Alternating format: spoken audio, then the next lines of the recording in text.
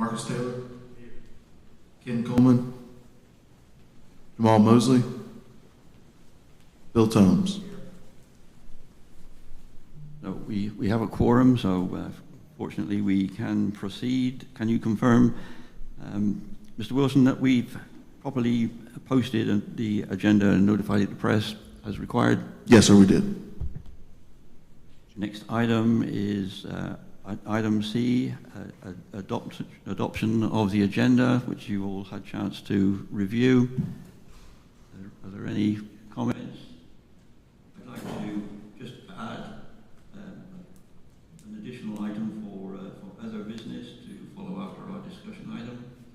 I hear a motion to accept that. And a second? Second. Any further discussion? All in favour say aye. Aye. And opposed? The agenda will be so amended. I'm sorry, would you mind repeating that amendment for? Just add other business. Now, if you can join me in the Pledge of Allegiance. To the imaginary flag.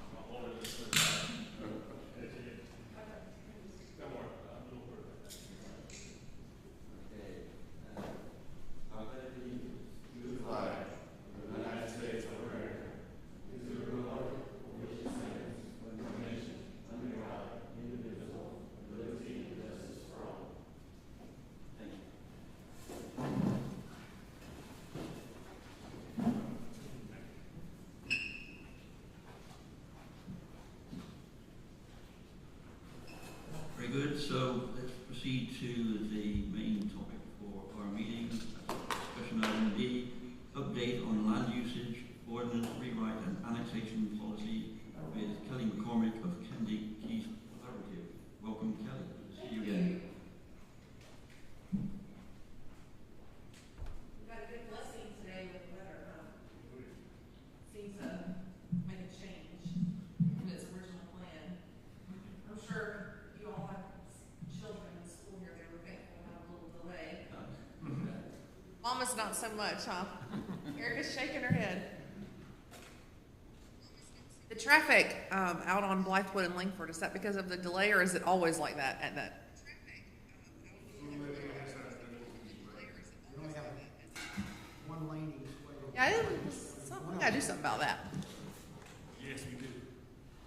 I think it might be beyond my scope of skills, but. Yeah, we can still be a little low, I guess, maybe 95 or 1 go right way from the other side of high school, but no, it was too much traffic when we go back to I got here at 9:20 and went to Harvey's. But I turned down the little frontage road, went to the hotel, so the Harvey's, went wrong in the wrong aisle. And I said, there's another thing we can work on with our ordinances, some good connectivity. I think that's why I'm leaving, Carol. Did you go somewhere around 9:40? So you trying to pull out? Wait for 100 years?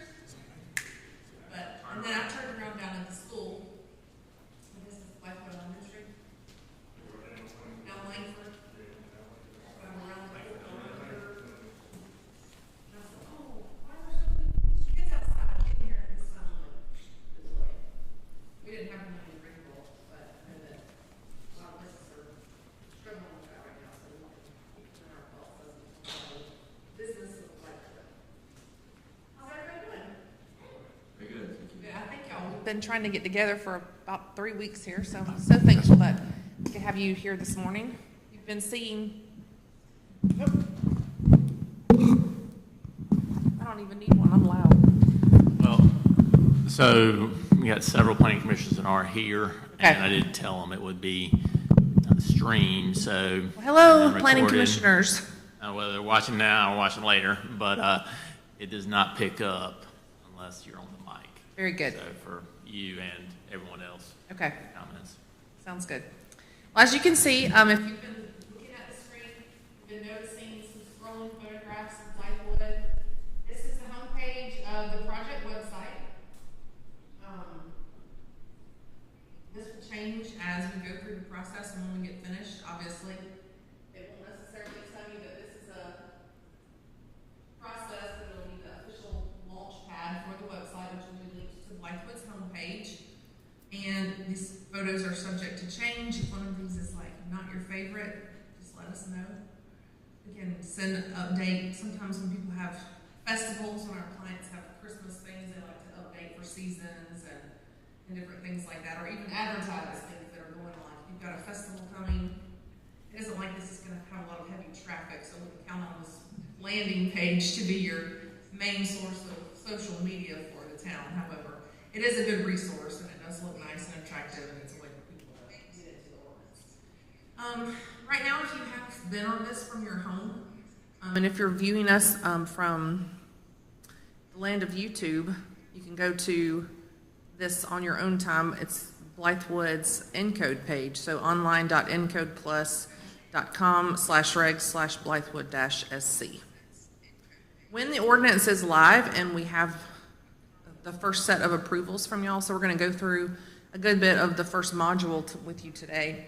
And once you have time to review that, so I'm going to email all of that information to you, the paper version, the electronic version, where you can print it if you want to, or go through it electronically. And then once you feel comfortable sharing that first module with the public, we'll put it on this page and they'll be able to click and see everything. The search feature, let's say someone is interested when they get there in setbacks. They'll be able to click on it, and everything where that word appears in that language will appear down in this section below. The archives, that will be when you have multiple versions. Let's say, for example, we adopt this ordinance in October. And in December, you have a text amendment. We'll be able to pull down, this is a good way for you to look historically at ordinances that may have been in the past, like the original adoption of it. If Kirk has someone who's trying to determine if they are a non-conforming use at some point in the past or an illegal use, you can go back and look at every version of the ordinance once it's adopted and say, okay, this says you set up your shop on January 2024, well now it's January 2026, let me go back and look at that ordinance and see if it was legal then, because it may not be legal in what you have that day. It's just a good way to track your history and show your growth and progression. We will also link out right now to Richland County's GIS on this for your mapping. However, as we make a new land use map, zoning map, based upon agreement of the new zoning districts that we hope to talk about today, it'll appear here and it'll be interactive where people can zoom in, click on their parcels, find their stuff in GIS and be able to see that map. As we navigate, we'll be able to tell what people click on the most. Like if everybody goes to zoning, everybody goes to the subdivision regulations, we'll turn those into quick links where staff can just, instead of having to go view and search through, they can just click links and it'll take them straight to like the land use matrix, which will be a table of all your uses. Right now, in your ordinance, you have all of your land uses broken down by a zoning district. They're like in these charts. So R12 has the land uses allowed, then it has the conditional uses, then it has the special uses, and then it has a table of the measurements and the things that go along with that. This is going to be a lot more concise all in one place. So one table, all land uses. One table, all measurements. Quick tables, again, just like quick links, you'll have tables up there. So, very basic, simple to navigate, not set up yet, but the basics are ready. On the back end of this, I'm going to click off of these. So when you go to the website,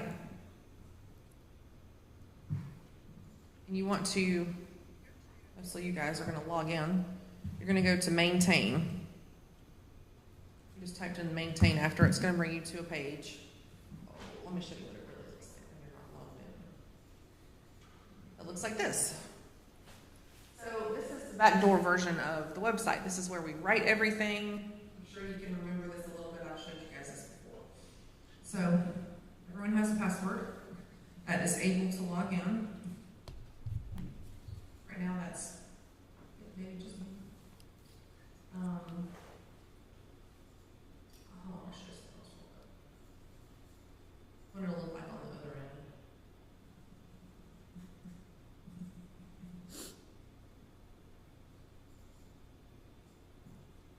Once you have the data in there.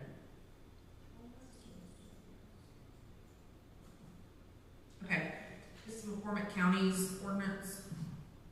They're set up a little differently, but same links: home, view, search, archives, maps, quick tables, resources. When they go to view, you can see all their text is here. So this is how your ordinance will look online once we have visual information in. Or it's in, but it just isn't turned live onto the website. And then if people want to make comment, they can print it. You see the little print icon there? Turn it into a PDF. They can share this page. And it doesn't share except what's on the screen. So if they want to share the whole thing, they're going to just, you would capsize this whole thing. Go to table of contents and then click that button and then turn it into a document that's all tabulated and formulated. This is just so you can explain this when it goes live in the next couple weeks after you've had time to digest and we've had time to make some edits to the public. You can show them how to use this. Or they'll call you and say, Malcolm, I can't figure out how to find the ordinance. Well, you can say, just call Carol, he'll help you. Or you can guide them yourself once you learn. And that'll save a lot of time and effort. When this is also on, they'll be able to comment. There'll be a comment feature when people are on. So the public can make comments. All the comments you guys have to tell me if you want them to be live where they're all viewed, like a live Facebook page at the bottom.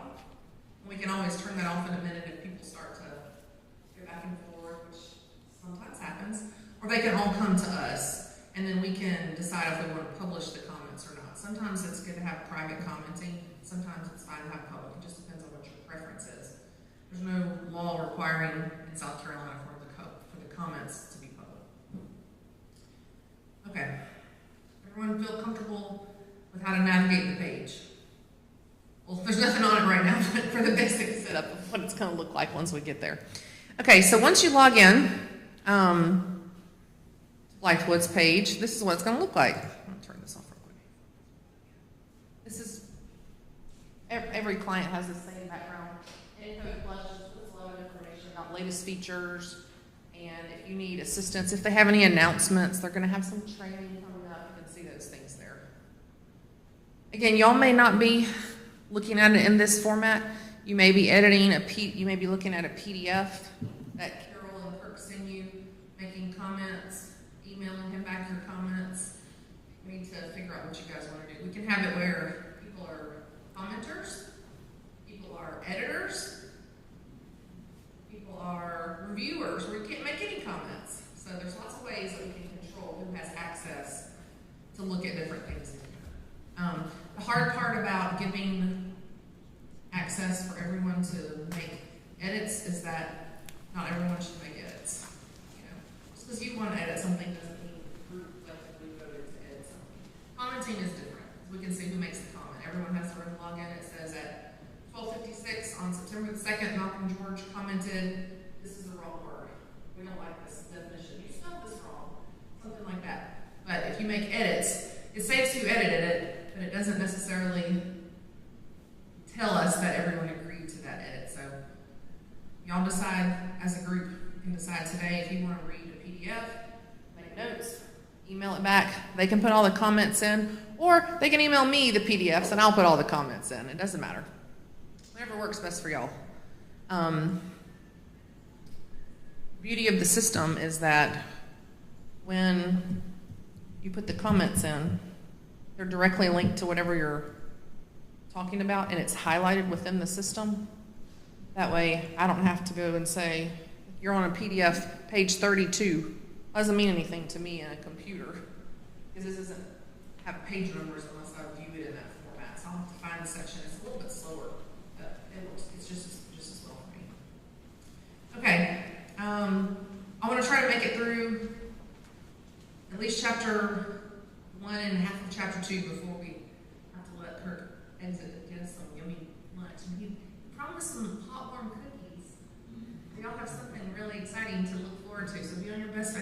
so you get a cookie. Okay, chapter 1. This is setting the tone for the ordinance. It's the preamble, if you will. You'll see when I print this and send this to you in the next couple of days, and this is a good one because no one's going to really have major issues with what this says, but I'm going to go over it, but I'm just showing you exactly how this works. So you'll have, this goes along with the annotated outline that we went over before, and I'll also send you a new copy of the annotated outline because I have made some changes. I've moved things around a little bit after I've been writing, like where sections need to move up, and I'm like, oh, that doesn't really belong there, it needs to go somewhere else. So I've made edits to the annotated outline. And this will follow that outline, the new version of the outline. So you can see it has folders, and they break down into individual chapters.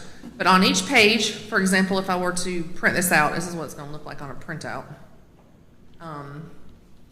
Just take just a second. This one isn't very long.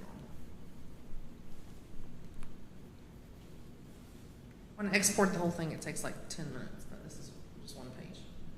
So this is what you're going to see, like in an emailed version or a PDF. My work is going to have a title in this like light brown color. So 101, purpose and general provisions. However, we're not like going live with this because it isn't approved. So the previous text that follows the annotated outline is underneath it, and you'll see previous text reviewed for this section. This is going to give you the reference numbers to the old ordinance and also the text of that. So you're like, where'd she come up with this?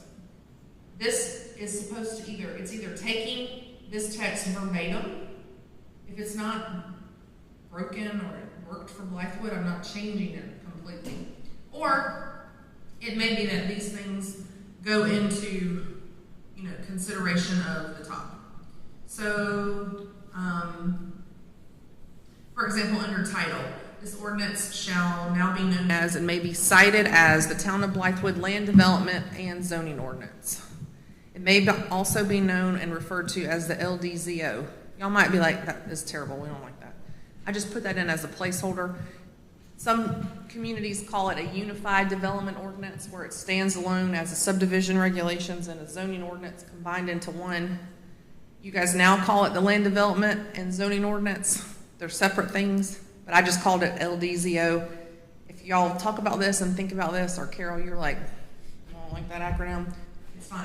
We don't have to have any acronyms. We can just type land development and zoning ordinance every time that we need to refer to this ordinance within an ordinance. It's called land usage right now. Land usage.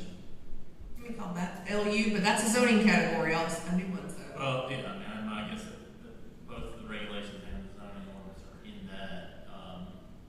So rename, it's already got set up to be under one. Okay. Thing, so. And it's called land usage ordinance. Okay. We can change it LUO. Whatever you think is best. I'll be okay. Again, placeholder. It doesn't matter right now. The map referred to herein is identified by the title Official Zoning Map, Blythewood, South Carolina, and may be known as the zoning map. I think that would be okay to say zoning map because we don't want to have to say Official Zoning Map, Blythewood, South Carolina every time it comes up in the text.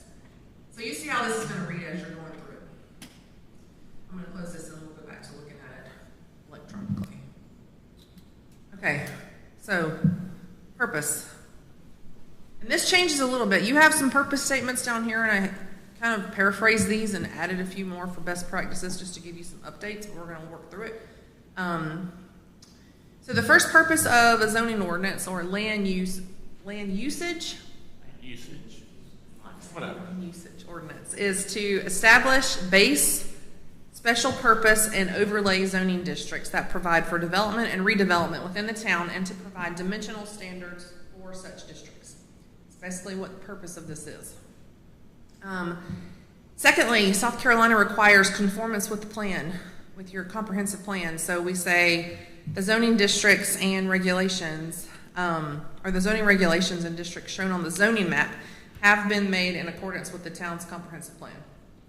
I mean, that seems obvious, but it needs to be stated because that's what you're going to base your decision making on when you change Reasons for LEZO, LUO, land use, whatever we decide to call it, is number one, to encourage the development of an economically sound and stable community, to assure the timely provision of required streets, utilities, other facilities, and services to new land developments, to assure the adequate provision of safe and convenient traffic access and circulation, both vehicular and pedestrian, in and through new land developments, to assure the provision of needed public open spaces and building sites in new land developments through the dedication or reservation of land for recreational, educational, transportation, and other public purposes, and to assure in general the wise and timely development of new areas or redevelopment of areas in harmony with the adopted Town of Blythewood Comprehensive Plan.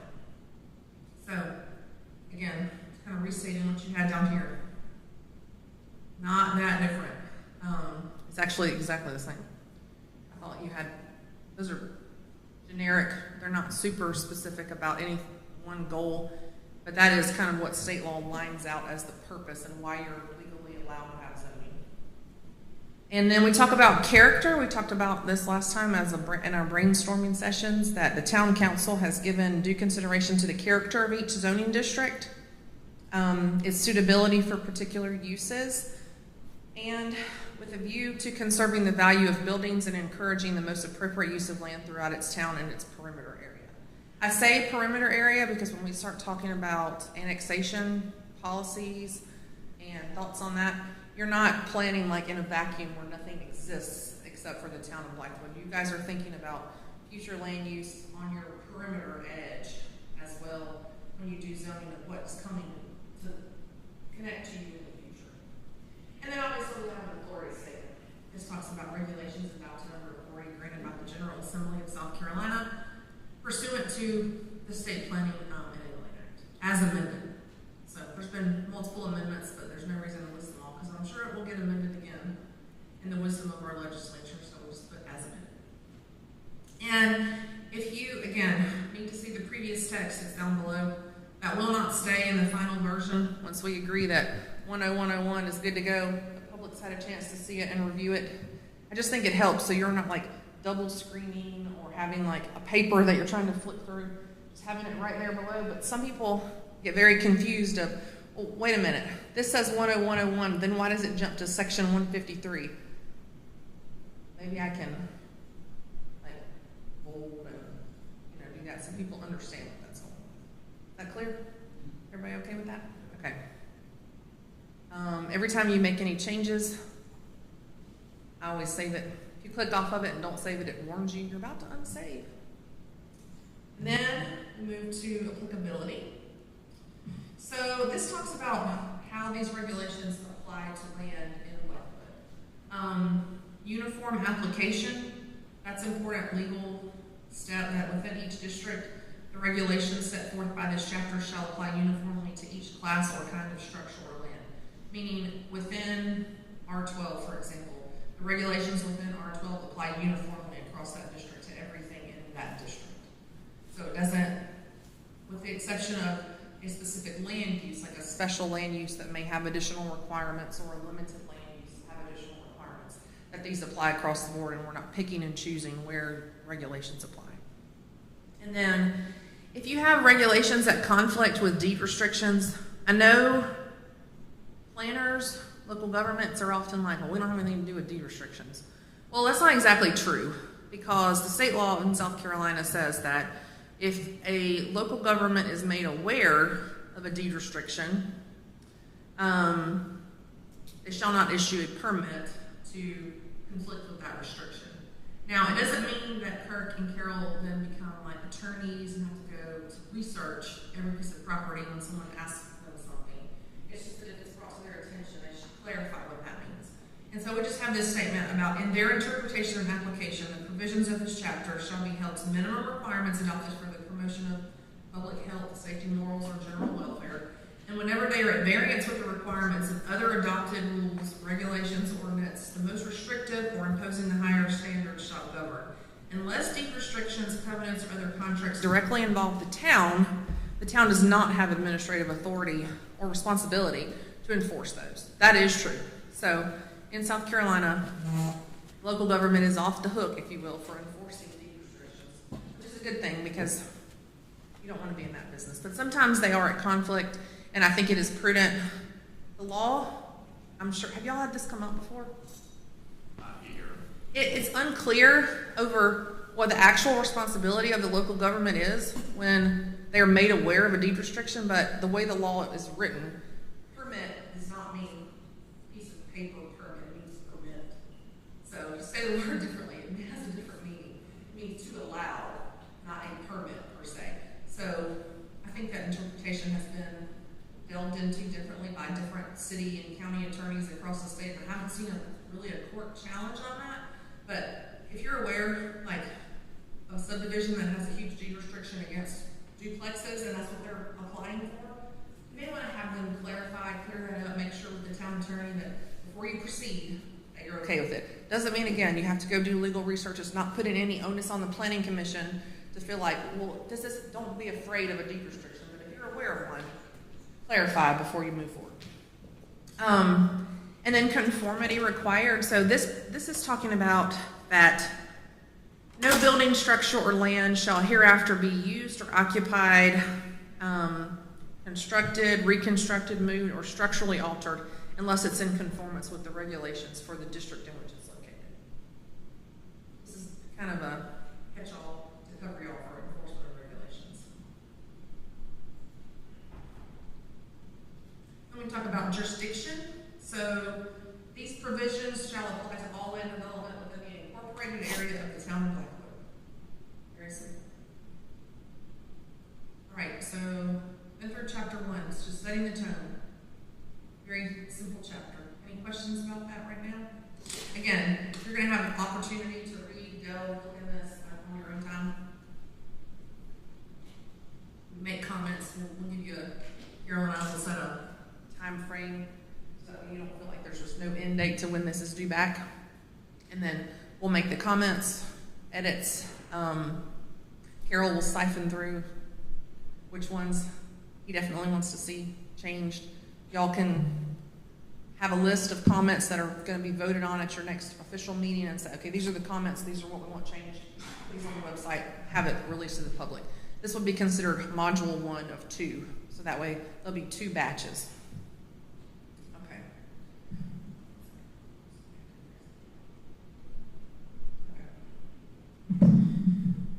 All right, chapter 2. This is where the biggest changes come at this point.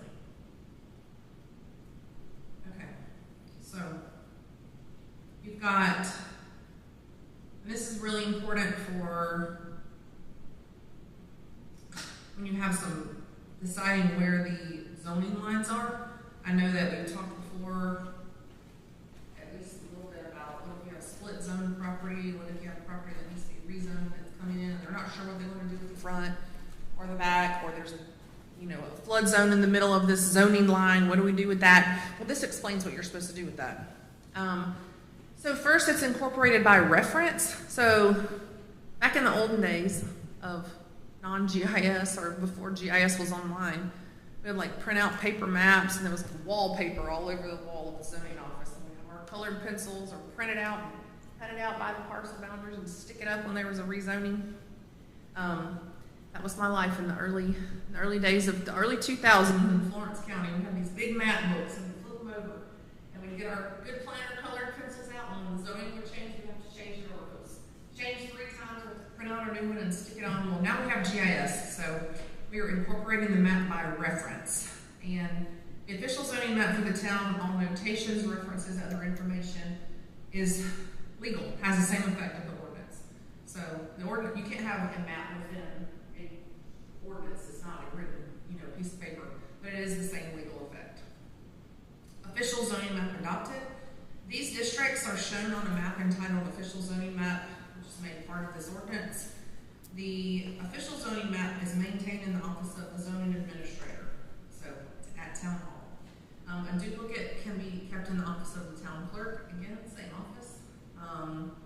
All zoning district boundaries shall be clearly labeled on the map. Amendments recorded immediately after adoption. And the official zoning map and any amendments adopted by the town council shall constitute the final authority for determination of zoning district boundaries. It's unlawful for anyone to make unauthorized changes to the map.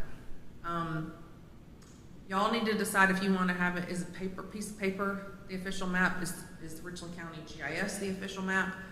I say legally, it should be a map that's accessed at Town Hall, whether it's on GIS, whether it's a printout from GIS that you print out the next day after a zoning change, have it in a file, something that is the legal authority, because there will be conflicts of zoning maps out there, and you don't want to get stuck in the middle of one saying a developer has a copy or looks at GIS. You aren't Richland County, so if you make a change, they're going to bow to your will as fast as you want to make that zoning change amendment. So what happens now is, we do have a PDF, Okay. keep it up to date, and, so Richland County will update that on request, and then we'll put the PDF and say, this zoning map as of this date on the Right. website. And if you have zoning changes that have been adopted by ordinance, stick a copy of the ordinance attached to that PDF somewhere until such time as that map is updated. That way no one can come in and say, what's this? And you don't have a neighbor versus neighbor or a business versus neighborhood type battle over a zoning issue, especially when a permit is issued. That's when it really makes a difference. I think we put it in some kind of disclaimer on there, like, Yeah. you want the official, one, and contact Town Hall for, zoning verification. Good. That's good. Doesn't happen too often, but you need these legal statements in there in case there were conflicts. Again, status. The map that is officially on file at Town Hall is available for public inspection, and it controls in the event of a conflict or any other reproduction of the map. Interpretations. This is where, if you guys think of any other ones that we haven't thought of. So where the map is unclear regarding a boundary, the administrator or at the administrator's discretion, the planning commission shall make a determination using the following criteria. This is really important at municipal level because it's also like your town boundary. If it's on the fringe, that probably won't happen as often as a zoning district boundary within the town limits somewhere. So right in all of these 1 through 6 things are what are subject to change, which is why you have conflicts. So rights of way or easements, where a boundary line appears to follow existing streets, alleys, railroad tracks, utility lines, the zoning boundary shall follow the center line of the right-of-way of that.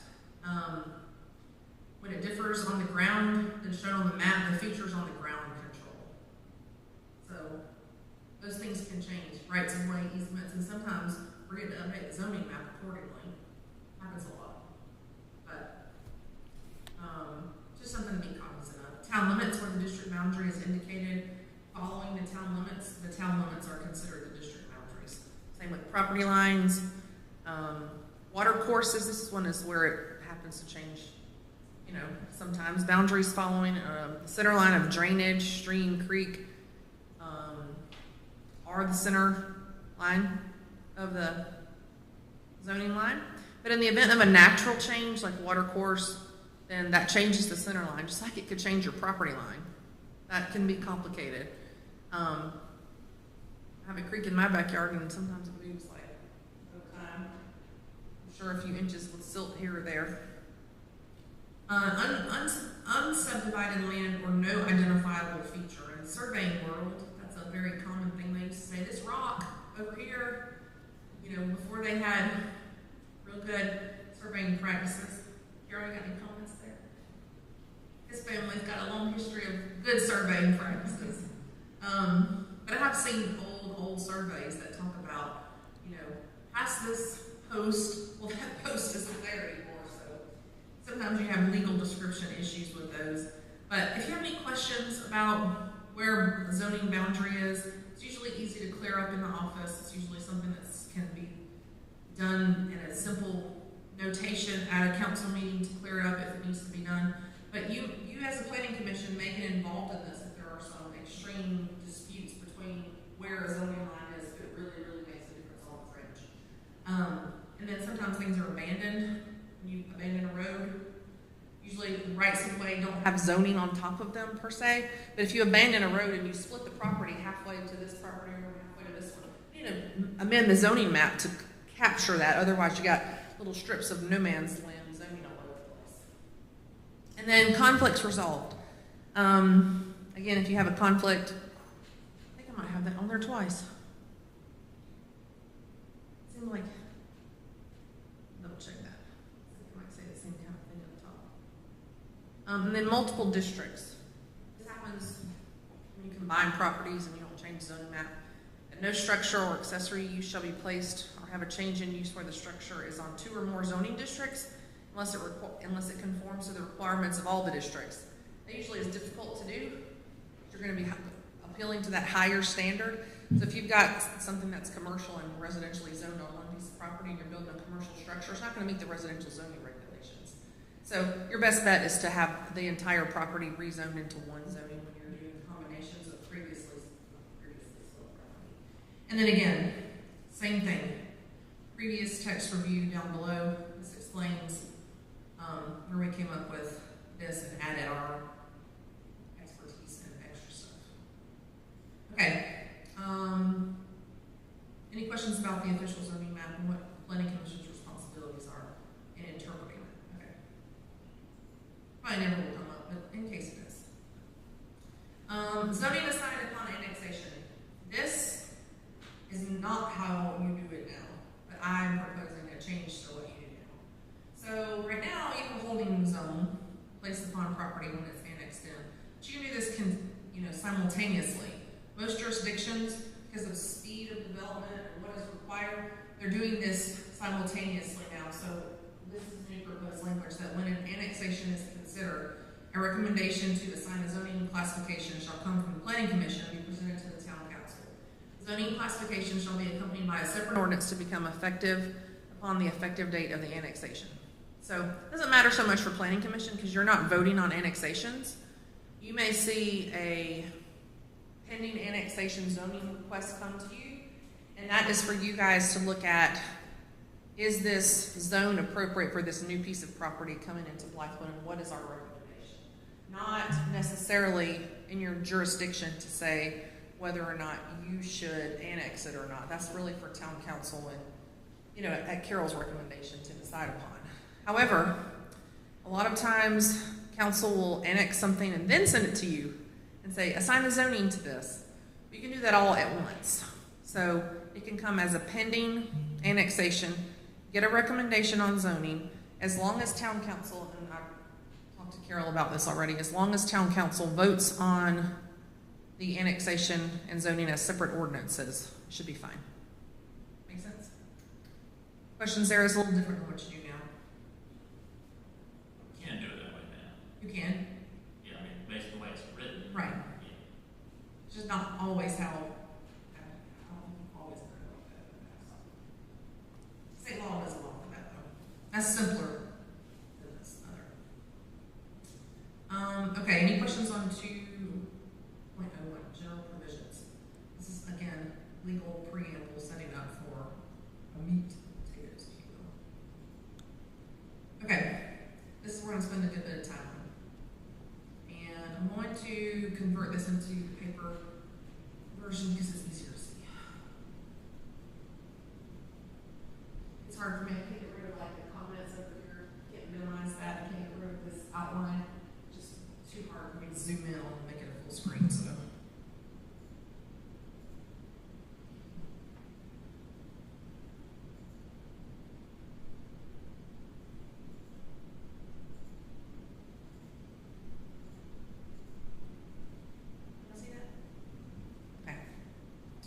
Every time you export, it's going to have the logo and the title at the top. We'll change the title once it's not an update anymore. It's officially something we'll call whatever we decide to call it. Okay, so 2.02.01, zoning district establishment. If you haven't noticed, the way we have laid this out is like 2.02 is the chapter called zoning districts, and 0.01 is in the establishment, and 0.02 is going to be more information about that. So they all kind of capsize up as an index.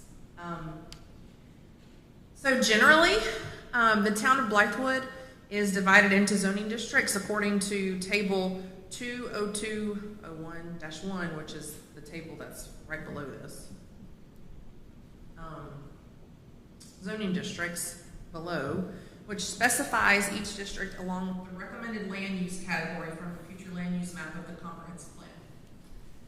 So that means that every single zoning district corresponds, not one for one, because you don't have that many, but every district, we had 19 districts, down to 13.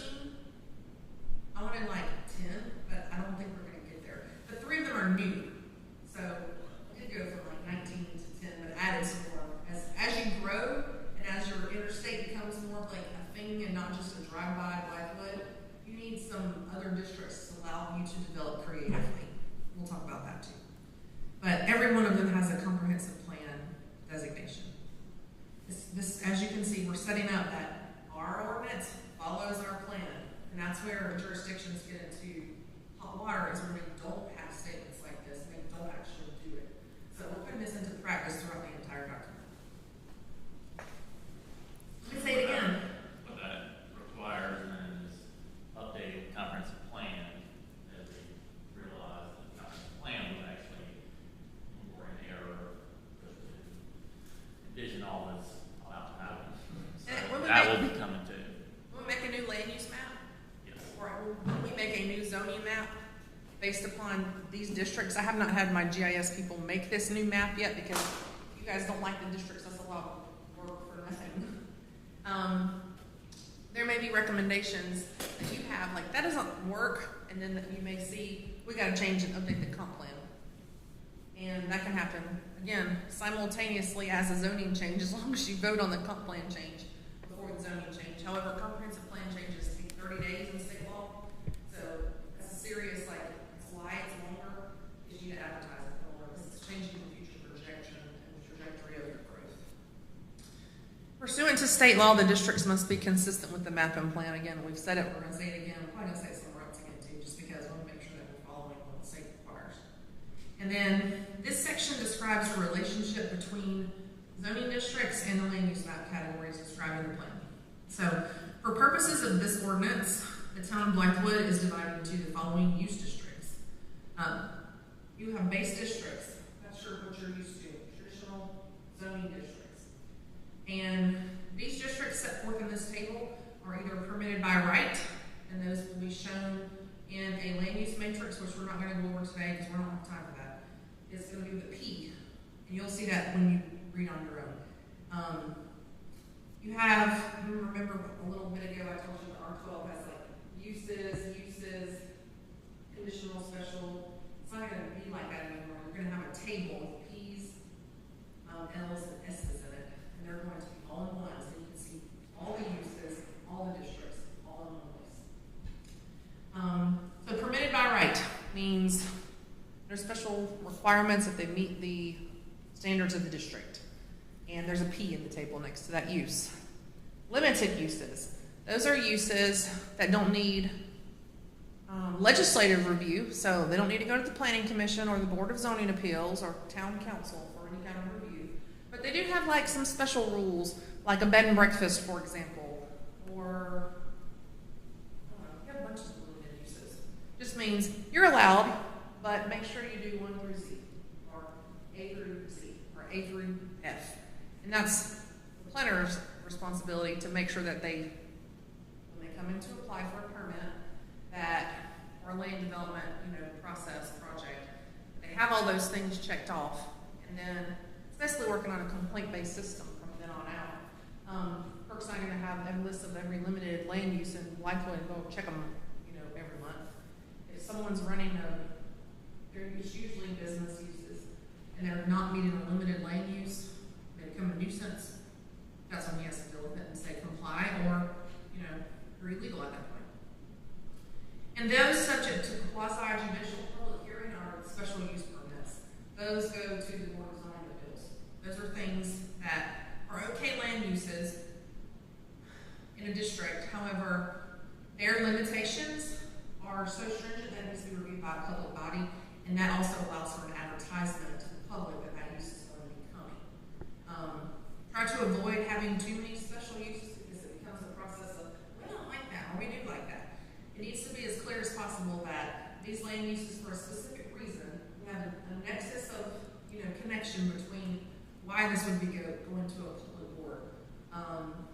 In the past, it's been heavy industrial things that are outside the norm, maybe objectionable uses that are traditionally found objectionable, whatever jurisdiction you're in. And they're not necessarily in all other places, but you may find that you want tattoo parlors reviewed by special exception, because you're fine with it generally, but you need a public body to make sure that those limitations are checked off on, not just putting that onus on your planning staff, but also that the public is then made aware that this type of use is coming. Doesn't necessarily, I'm just using tattoo parlor for an example. You might put it as a permitted land use by right in your downtown, in your commercial district, but if it's going in mixed use, which is a residential, and you may have P's, L's, and S's in this table for different uses on the same line depending upon what district they go in. Does that make sense? Kind of convoluted, but not everything's allowed everywhere, and everything's allowed everywhere in some places. So, all right, and then overlay districts. You have one right now. We're not proposing to add more. I'm not a big general fan of overlay districts because then you got 2 layers of regulation on something. But if you have a really valid, specific reason of why you would have an overlay district, like your architectural overlay, you should keep that in place. Or if you have a historic specific something, that's what we're talking about. All right. Kirk's gonna have lots of homework now because he's leaving. About to get into the first real change of uses. I'm going to zoom down just a hair because I can't see all of this.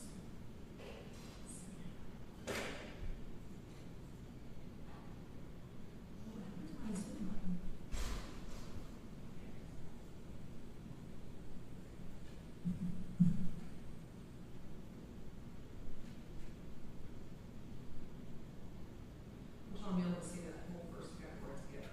Okay. So this table is set up by the new zoning district is on the left. The future land use category in your comprehensive plan is the second tab.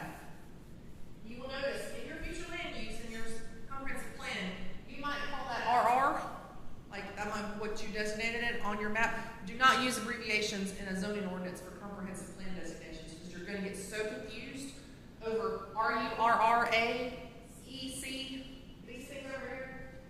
Just strictly when I'm talking about anything in the zoning ordinance that's and I recommend you do this in the future, that's comprehensive plan, don't abbreviate it. Just call it out what it is. It's too confusing. I had them in there and I started looking at it and I was like, wait a minute, this is way too many letters and we're gonna have a mess if we do this. So anytime you see something that is abbreviated with a letter, that is a zoning classification. Okay? No need to worry about that. Everybody okay with that? On YouTube, that will make sense once you see this. All right, the next part you've never seen before, y'all don't have this now, is character. This is where we start talking about character of the district. Is development type by right. Meaning, when I show you, after we go through the zoning districts, the measurements table, like what is the required acreage for this zoning classification? How do I develop an acreage? What does that mean in the state? These are development types by right that would not require rezoning to add density to a property, which is why you see former zoning districts condensed into one district. So this is a way to eliminate having so many things that sort of feel the same, is by having different types of development by right based on how those properties behave. So rural is going to be a collection of RE, RU, R40, and D1. And if you think about it, those kind of all behave the same in a way. There are obviously differences, like D1 is probably the most different from the other 3. However, when we make our land use matrix and the chart that has the P's, L's, and the S's, you're going to find, if you look at what you have now, a lot of the same land use is allowed in those districts. So there's really not much differentiation from a public point of view and for your administration and y'all having to rezone things for those to be different. But how you do development type and how much open space is required and how much land use is and how much acreage or how much road frontage, what the setbacks are, different by development type. So the purpose of the acreage development type in the rural zoning district would be to preserve natural areas, continuation of agricultural and equestrian uses, accommodation of very low density residential development in the outlying areas of the town where full infrastructure may not be available and urban development is premature or inappropriate. Basically saying this is the outside areas of Blythewood, or like areas you may annex that are on fringe, or things that exist now that are still in the town limits, but you don't have infrastructure, so density is not going to be a thing that you have in those areas. Or it's not appropriate. You may have infrastructure, but it's not appropriate to develop it that way in that area. Okay, it's further recognized that future demand, this is where we're talking about D1, for developable land will generate requests for amendments in zoning, in zone designations to remove land from RU and place it in other more intensely developed classifications as a natural consequence for urban expansion. So basically your D1 is going to be your RUA, if you want to break it down. RE, RU, D1, and then R40 is going to be more like your estate. If you want to go for like a 1-for-1, that's kind of what you're thinking about.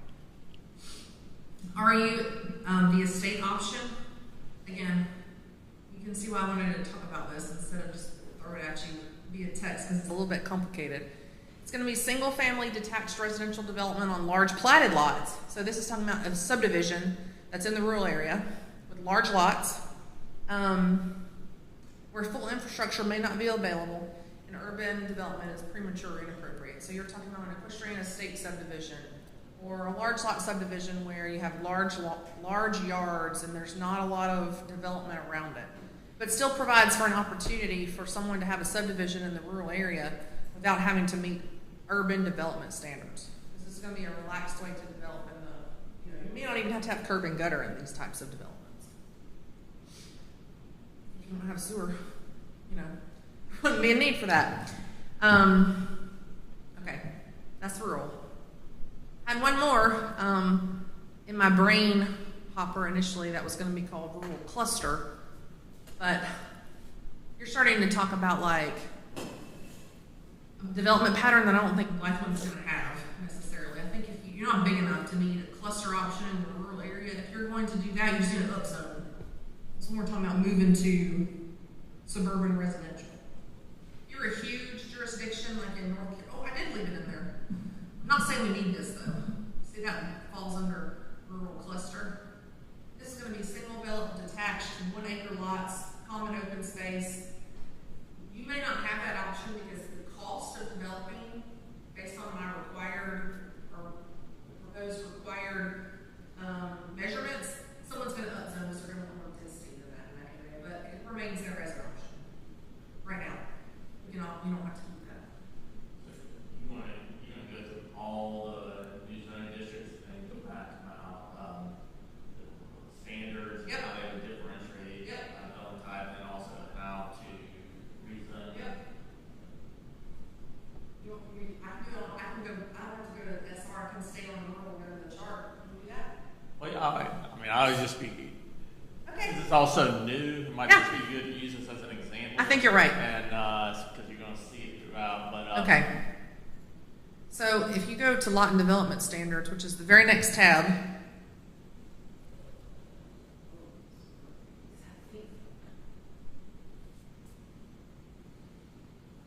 okay.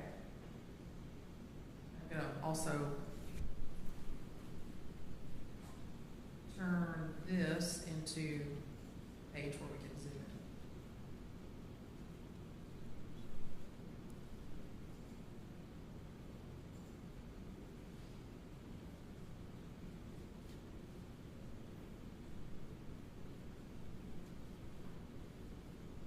Again, this is putting it all in one place besides having like a super long list of R12, R12, R12, R12, and then the next district.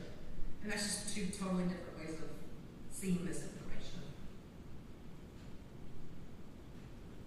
This is a little bit more growth friendly in the sense that when you're thinking about what am I going to be, what is my development going to be, what is my neighborhood, you can compare it more easily if you have it in this format. Just trying to export. While it's doing that, I think y'all can maybe see a little bit. So the purpose, when you have 2.0, 2.0, 202, that says 01, but in this right now they're all the same thing. They are. They're both 202, 01. This is going to be 202, 02. Is to explain how what the measurements are for those districts. So this is the chart that the Board of Zoning Appeals becomes intimately familiar with, because in the ordinance, this is the business of the BZA, is to be amending or making recommendations on things like this. And did it export for me yet? Yes.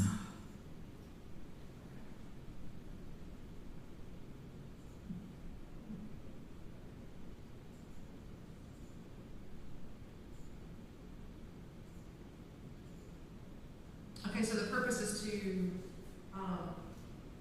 just a basic purpose statement while we're doing this. Protect impacts in building height, mass on neighboring properties, promote privacy where it's necessary, preserve scenic views, and protect access to sunlight. Seems like a silly thing to say, but we're talking about height and setbacks, that does make a difference. Graphical depiction, so in 2.05, under measurements and allowance, I will graphically, and our graphic artist is working on these, because I had to write this before they can design the graphics, explain what all of this is. So I'm really excited this month. You'll see someone new, Lewis, who is designing these graphics for me. Again, that's just because we don't have a one-size-fits-all. I wrote this specific to Blythewood. I don't have a graphic I can go pull that says rural acreage, you know, what this looks like. So we're going to graphically explain all of this as well. All right, so we were talking about rural. I had 3 development types within that. And so within that, you have 3 lot sizes in one zoning district. Acreage, 2 acre minimum lot size. And these little numbers, you can see like a little super text, 1, 2, 3, 4. Those coincide with little notes down here in the bottom of the table. So number 1 is measured in square feet. Number 2 is just for attached units. There's 2 different setbacks, because if you have something attached, obviously the side setback is 0 in comparison to a normal single-family detached unit. I think that's also a note for 3. I talk about common open space being waived. We'll go into that in a little bit more, but we're going back to rural right now. So we're going to focus on this right here.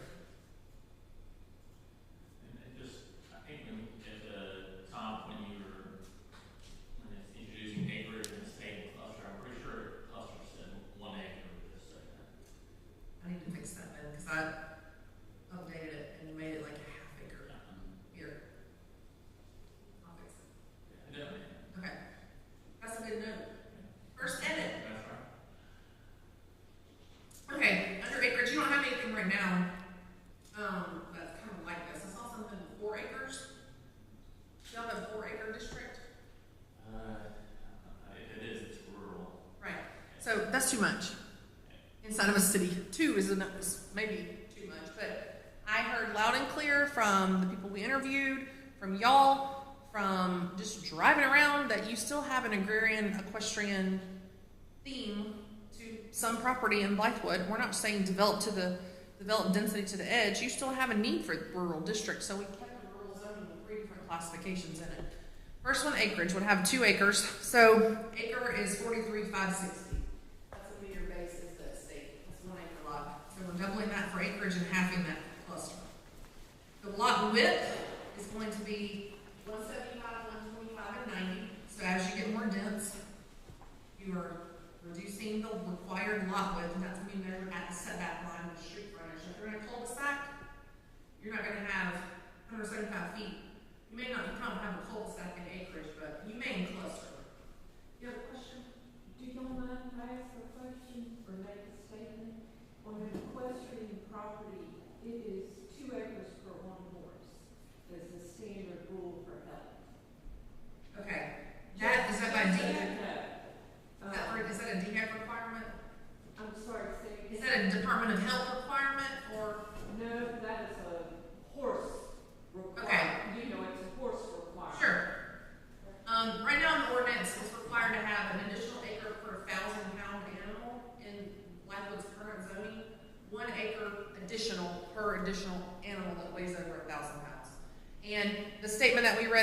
about 10 minutes ago that said if there's stricter laws that govern, that law would be applicable. So if there were like a state law, for example, that said you need 2 acres per animal or 2 acres minimum for a horse, if it was a DHEC requirement, then they'd have to meet that as well.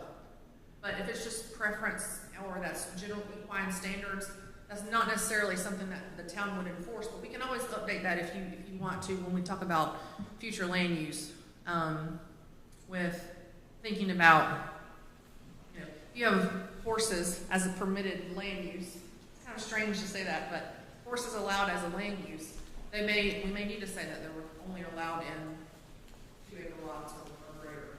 Okay. Going forward. There's a lot about animals in here, not just horses, but other animals. Well, Chickens, urban chickens, you know, chickens out in the middle of nowhere and chickens like in your neighborhood are 2 different things, and they can treat differently. So different lot widths, different front setbacks, and as you can see, it's like a step down, a small graduated step down each time. Side, corner lot, rear lot, and then probably the biggest thing that you're going to want to be aware of is common open space. So this is not individually owned open space. This is collectively owned open space in a development. So your acreage is not a subdivision. You're talking about platted lots in estate versions or in cluster. So anytime you have new subdivision, new development that comes in, that's going to plat smaller than 2 acres in a rural area, they're going to have 20% common open space. Now, I talked about a minute ago, I have a note, number 4, down at the bottom, that if the lots are more than 50% of the minimum lot area for the district, you can get rid of it. So you may have a developer that has 20 acres and he wants 5 lots. So there's 4 homes, they're all big tracts. There's no reason for common open space in that setting. So you can get rid of common open space if you're going above and beyond, because you're then giving the people their own open space. As you reduce lot size, you'll see in this table the amount of required common open space goes up. And then you had a 50-foot height limit in rural. I changed it, changed it to 35 in your rural area. Don't know that you have any 50-foot tall buildings in that. Where I can see it being a need is in your D1. If you have that use change, but when you have a D1 property, it's not a holding zone for what's coming in the future. So there may be industrial that's going to go into a D1. They're going to change their zoning to an industrial zone. Those height requirements are going to be way higher than 50. Does that make sense? I think 35 is going to cut it. You don't want 50 foot in your rural area. Also want to check with your, who's governing fire department wise. Can they even serve that land use? Well, that matters a lot too when you increase height. Can your ladder truck reach the top of the building? Maybe it can't. Again, that's what rural is. Let's go back to the next one, which is suburban residential. Practicality of changing, just because this is just the whole concept of having this like subtype is different from what we have now, and that so it's adding, so what Kelly is proposing is like a map amendment would not be required technically to change from acreage to estate, and is that how you wrote it? So that would be at a staff level, so that has some implications. On the zoning map, you're not going to see acreage, estate, or cluster. That's just a development type for a subdivision. You're only going to see rural. So everywhere that's RE, RU, R40, and D1, all those 4 colors are going to become one RU. And that proposed map is going to have less color and less differentiation. And so everything that's existing right now, that's like RE, RU, R40, D1, may not meet those new standards. It doesn't really matter if it meets it or not until they come in to do a development. You got things out there right now that don't meet any standards, but until they come in here and ask permission to do something is when we start checking boxes to make sure that they're meeting things. I think for me, what I'm getting stuck on is at D1 under a role classification. That's hard for me to Tell me how y'all use D1 now. Maybe I didn't understand it.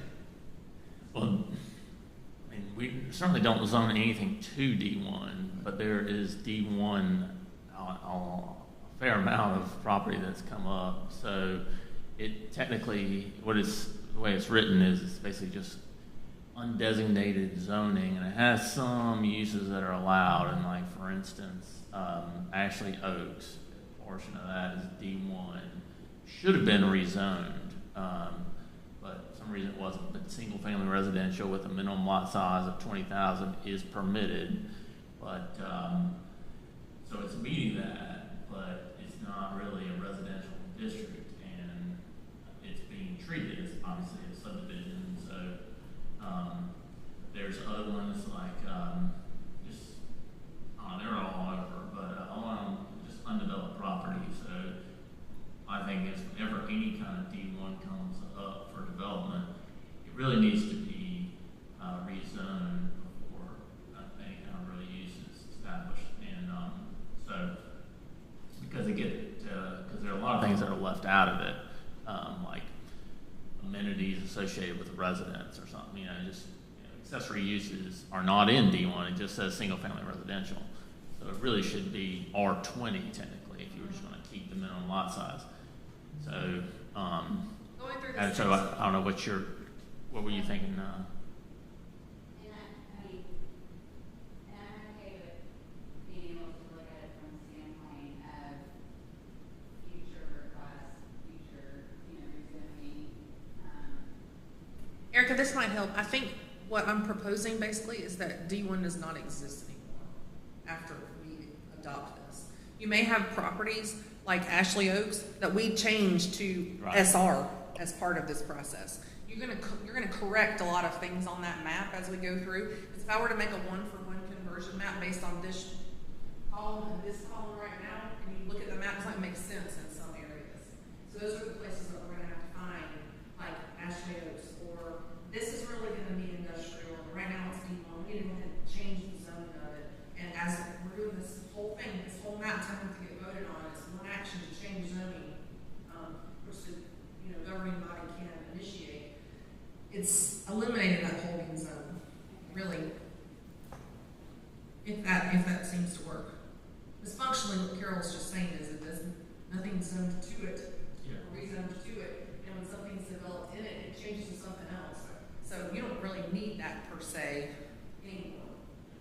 I mean, this is an opportunity. It really shouldn't be there, and we just hadn't been addressed because it hasn't really come up. I mean, if the individual landowner came up into a situation where they needed to change it for what their use was, then it would come up. But now that we're rewriting the zoning ordinance and doing the map, this is an opportunity to kind of clean all that up and put we have uses that really do apply to the property as it exists. So let's just get rid of D1 and call it what it is. So. My question is, how can we get rid of this being off the space that we need between the lots we put fires to be stuff? Like in some places, that sick that we put fires to be stuff, it has to be so many inches from the neighbor's property line. Then it goes a couple places I have where they have a 4-foot section between fence and grass and 6 feet, 7 feet high, and nobody want to cut it. So I can do things. Yeah, there'll be a zero setback for fences in this ordinance. You put it on your property line, So along your property line. all properties that change, will we make any change? No, it won't fix anything that's existing, but it would fix things for the future. You could then, I don't know if there is a 5-foot setback zone for fences, I'm not sure. Yeah. But yeah, you can, then the owner could allow, you could then move the fence. That's just basically what laws are like, on side of the houses, 98 feet. It doesn't make any sense. If I keep it 5 foot 6, that's 5 feet down, 98 feet long. Yeah. I would have thought, I have to look at the ordinance, but I would have thought that was only referring to structures. I don't know why a fence would not be allowed on the property line. I mean, some people choose to put their fence in just because they don't want to deal with like that issue of my fence or your fence, or can you connect to my fence? But then you got to go around somehow and mow the grass on the other side of the fence. Yeah.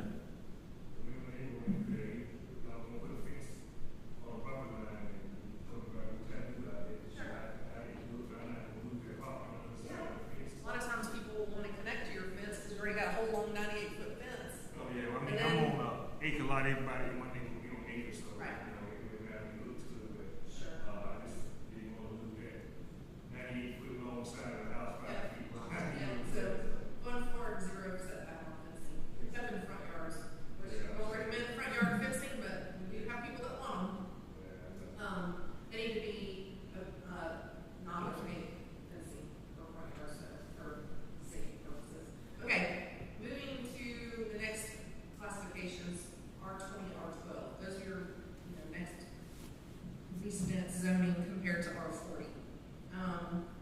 You know, 20,000, 12,000 square feet, if you want to think about that as standard lot and cluster, you can.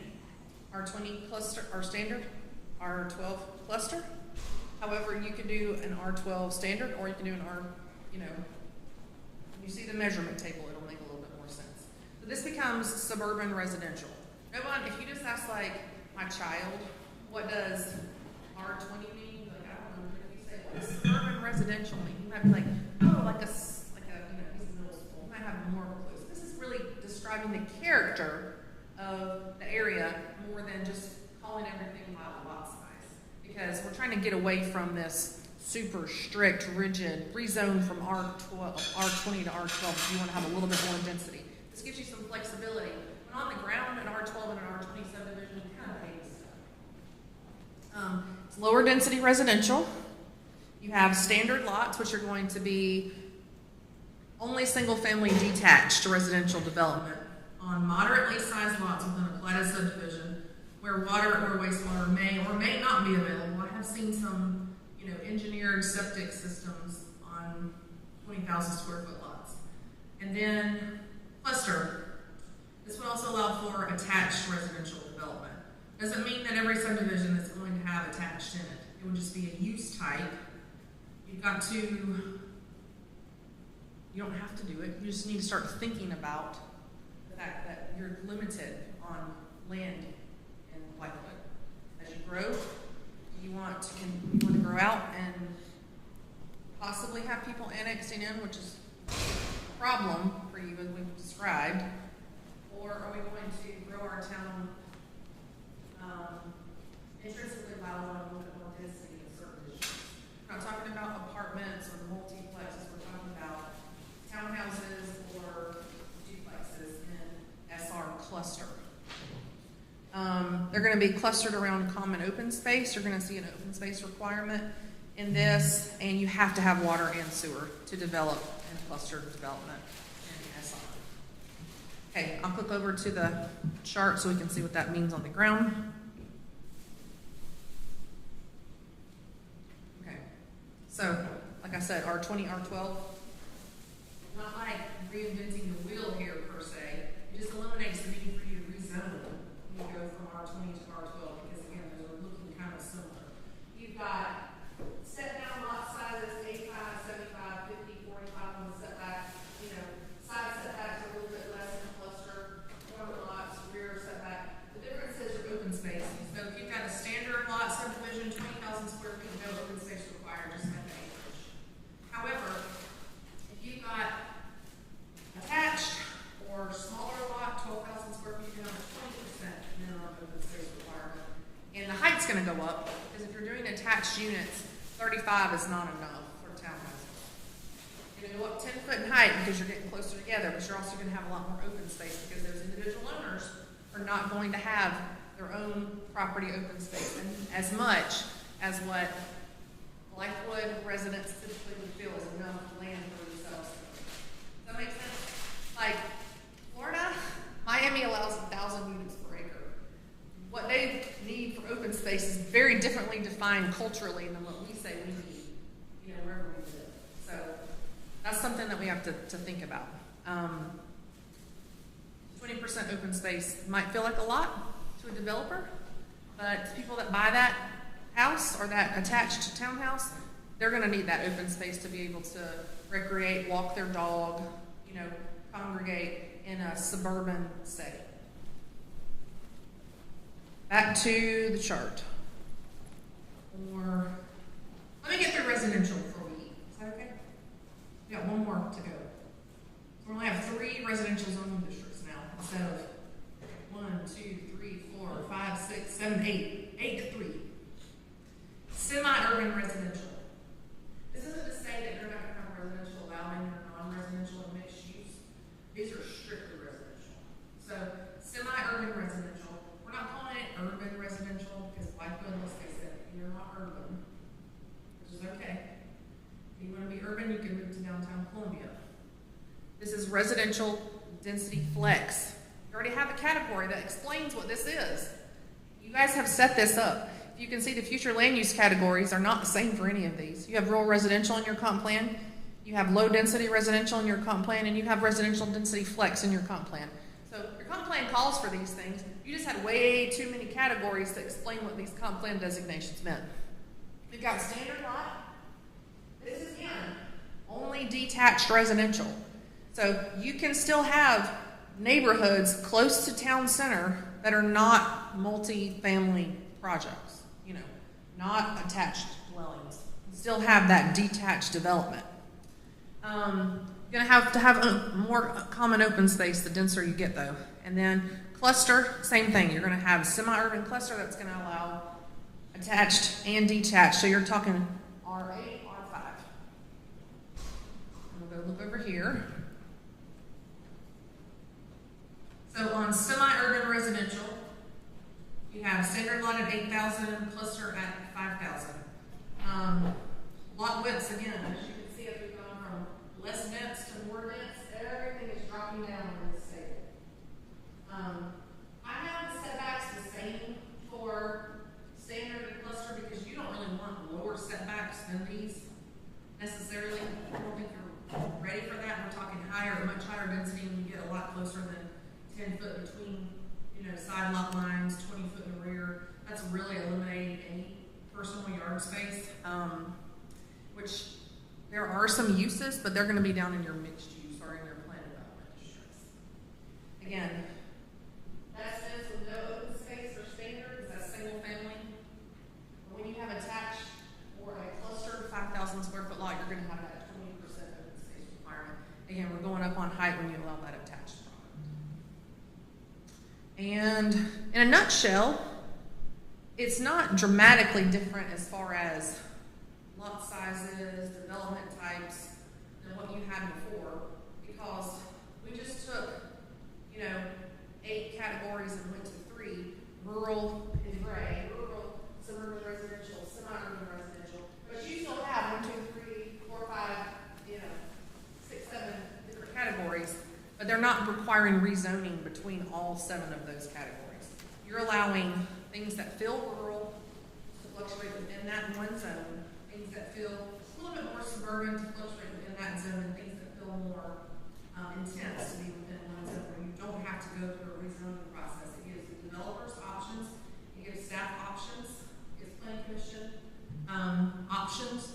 When you have somebody come in that wants to do a development, you've got to approve a subdivision, and you're feeling like they're teetering on that suburban residential line into that semi-urban, you know, residential, you bump that up.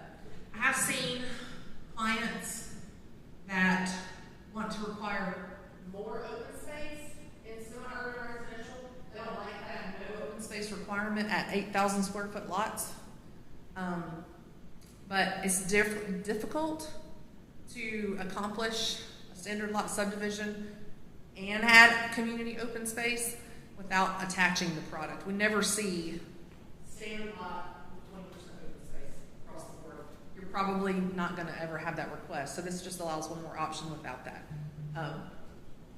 Plus, as you get closer to town center, that's where you're going to have those clusters or any new zones of semi-urban residential, you know, where your R8 and your R5 is now, close to community taxpayer-supported amenities already. So that need for individualized open space becomes even less as you get closer into town. All right, that was a lot. I'll leave this up and we can eat and chew on this and look at it at the same time. Any questions right now about this residential redesign, if you will? So what would the approval process be if the zoning doesn't formally need to be changed, but someone wants to go from acreage to estate? Sure. When we take a map, so we're going to take the zoning map and go back to this is what I'll talk about. Okay, right now we have, you know, those categories on the zoning map. On the new zoning map, those will all go from those to RU. So if anyone wants to do an acreage, estate, or cluster development type in RU, and they would have been required to rezone from RE to R4, they don't have to do that anymore. They'll just come into the office, bring, if it's exempt under the state law, you will never see it as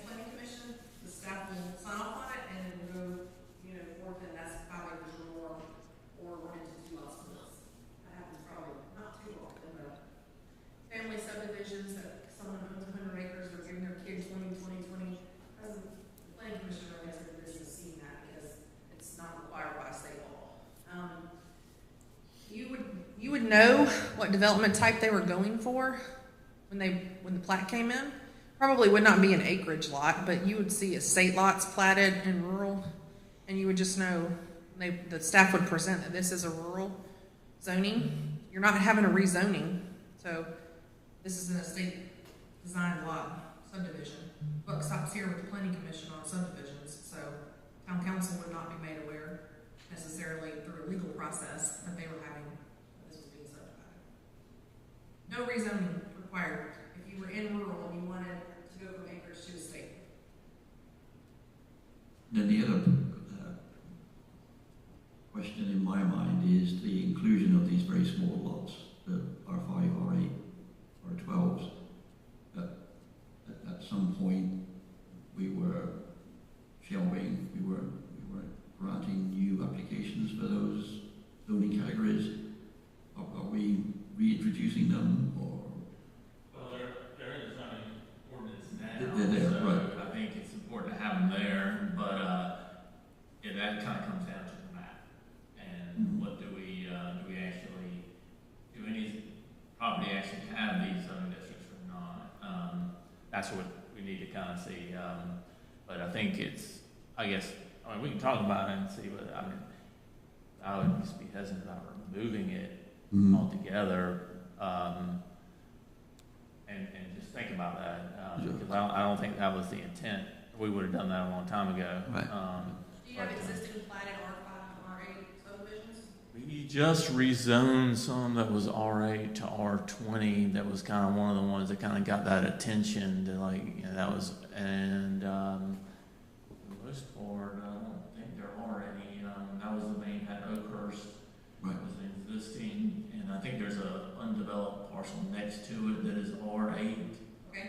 That would have, that I'm sure wouldn't like to be the same as Oakhurst because it's just Well, adjacent it to. would be if you change Right, it. yeah, we'll change If it you to go to R20. R5. We didn't do that, it's got, you know, separate landowner, but that's I think the only place right now, but that's not, I don't know, I guess, yeah, that's just something to think about. For sure. Developing this because, I mean, it is something having available, otherwise then you gotta go back and. If you don't have a lot of it mapped right now, if you don't have a lot of R8 and R5 mapped, you're not gonna have an SU map on your new map. You're still gonna have like a lot of RU and SR. And if anyone wanted to change those districts and the council is like averse to those, the planning commission is not recommending on those, Just don't rezone it to SU. Leave it at SR. Make the developer do what would have been an R20 or an R12. They just have an option to choose between the two now without having to completely rezone. But if they wanted to go down to a lesser district or even change to like a mixed use district, they would have to go through that rezoning process. Yeah, I mean, I think that's something for everyone to consider. I mean, so by lumping in R20, which is like what Oakhurst is, and R20 and R12, it could be that, you know, you all see if there's a big distinction there, and that shouldn't be lumped together. But that's what we kind of need to, this is sort of template that we can adjust and need to, that's, so. And if But I I mean- give you like a visual preference survey, I showed you like an R20 subdivision and an R12 subdivision. It really depends on the architecture. Right. And how the houses are laid out on a lot, but you could not tell the difference between R20 and R12. That's a very small amount of land to be able to differentiate. If they develop them like Charleston style houses in R12 and then traditional, you know, single family homes in R20, you'd know the difference, but they can do it where you can't tell the difference. And they kind of behave the same way. You know, you think about the fact that you don't want to continue to have so many processes that it like stifles your growth, but also don't like just let it go wide open where you have no regulations. There's balance, you know. Just proposed for you to be able to condense. That was one thing we talked about initially, was that y'all like you had too many zoning classifications for a town your size. And, you know, other municipalities that do this kind of, so. It's trendy, Okay. I would say. Performance this is performance style zoning. It's not form-based. In a form-based zone, you would have no districts, except for like outliers, like industrial would be like I call it like, think about like shoes. You know, all of us in here are wearing shoes, but none of us are wearing like red platform stilettos. How many ones like that are over there in the corner that no one's wearing because they're not comfortable to be wearing, just like an industrial, huge industrial is not comfortable to live beside necessarily. That is an outlier in that type of zoning. But form-based zoning is where everything goes everywhere, you just have to architecturally look the same. So we're not proposing that. This is more like Euclidean style that you have now, which is where everything has its own set district, but just condensing them as long as the property, really new development, is performing a certain way, like adding that extra open space. It's okay for R20 and R12 to be beside each other because you're giving something to get a little bit more density. Yeah, I'm just apprehensive about issuing a completely new land use ordinance and including those very small lot sizes, Right. giving the impression that it's, you know, open house and, you know, you can develop now to Right. whatever size you want. Now, I think that you would still have to rezone down. When you see the new map, you'll see that there's not going to be whatever color SU is lime green. There won't be lime green all over the map now. You're not going to open up Pandora's box, if you will. You're just changing R8 and R5 into SU instead of, so you wouldn't be allowing that SU out in areas that are currently right now R40. There's also reason. Just maybe a few less categories to choose from. Just to give you a little preview so we can start thinking, and this might spur some lunch conversation. We'll probably get, y'all can continue to eat. I told Kirk I have 2 kids, I can eat in 5 minutes. Or eat in 2 if I had to. We'll start talking about non-residential and the mixed use categories. So there's a few of those, plus some new ones. And then we'll talk about overlays and plan developments. You ready for a little break? And while we're eating, I'll just leave this one up because this one's the one that has all the good data on it.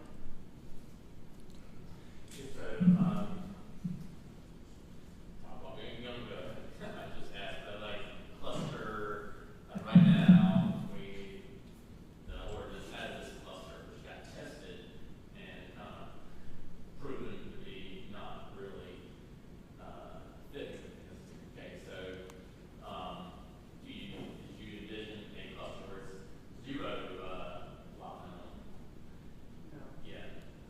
Unless you were planned development or you were in like a new zone I created. No, down the the road. zoning issue was sort of like, this is what this was, a special exception, where they set aside 50% of the land in exchange for minimum lot size. Yeah, no, we'll do that. Yeah, I mean, you've got cluster in all 3 of these, but as you Right, can see, cluster is they're not the different. same. Cluster in I know, rural is that's not what the I same as cluster in semi-urban. It's not the those same are thing. just like existing zoning. Right. Okay. You have to call a recess or anything, or just do whatever? I don't know. Okay. We're going to recess for lunch.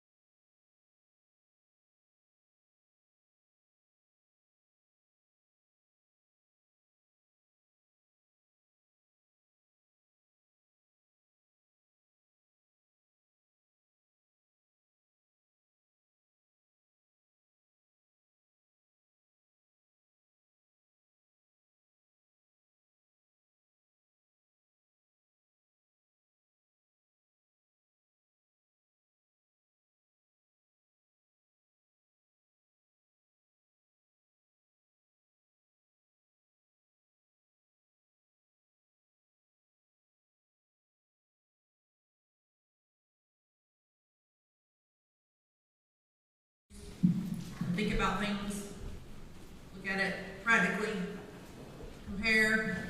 It's hard to like compare the table because it's like this long thing, like it's this long of what it was before.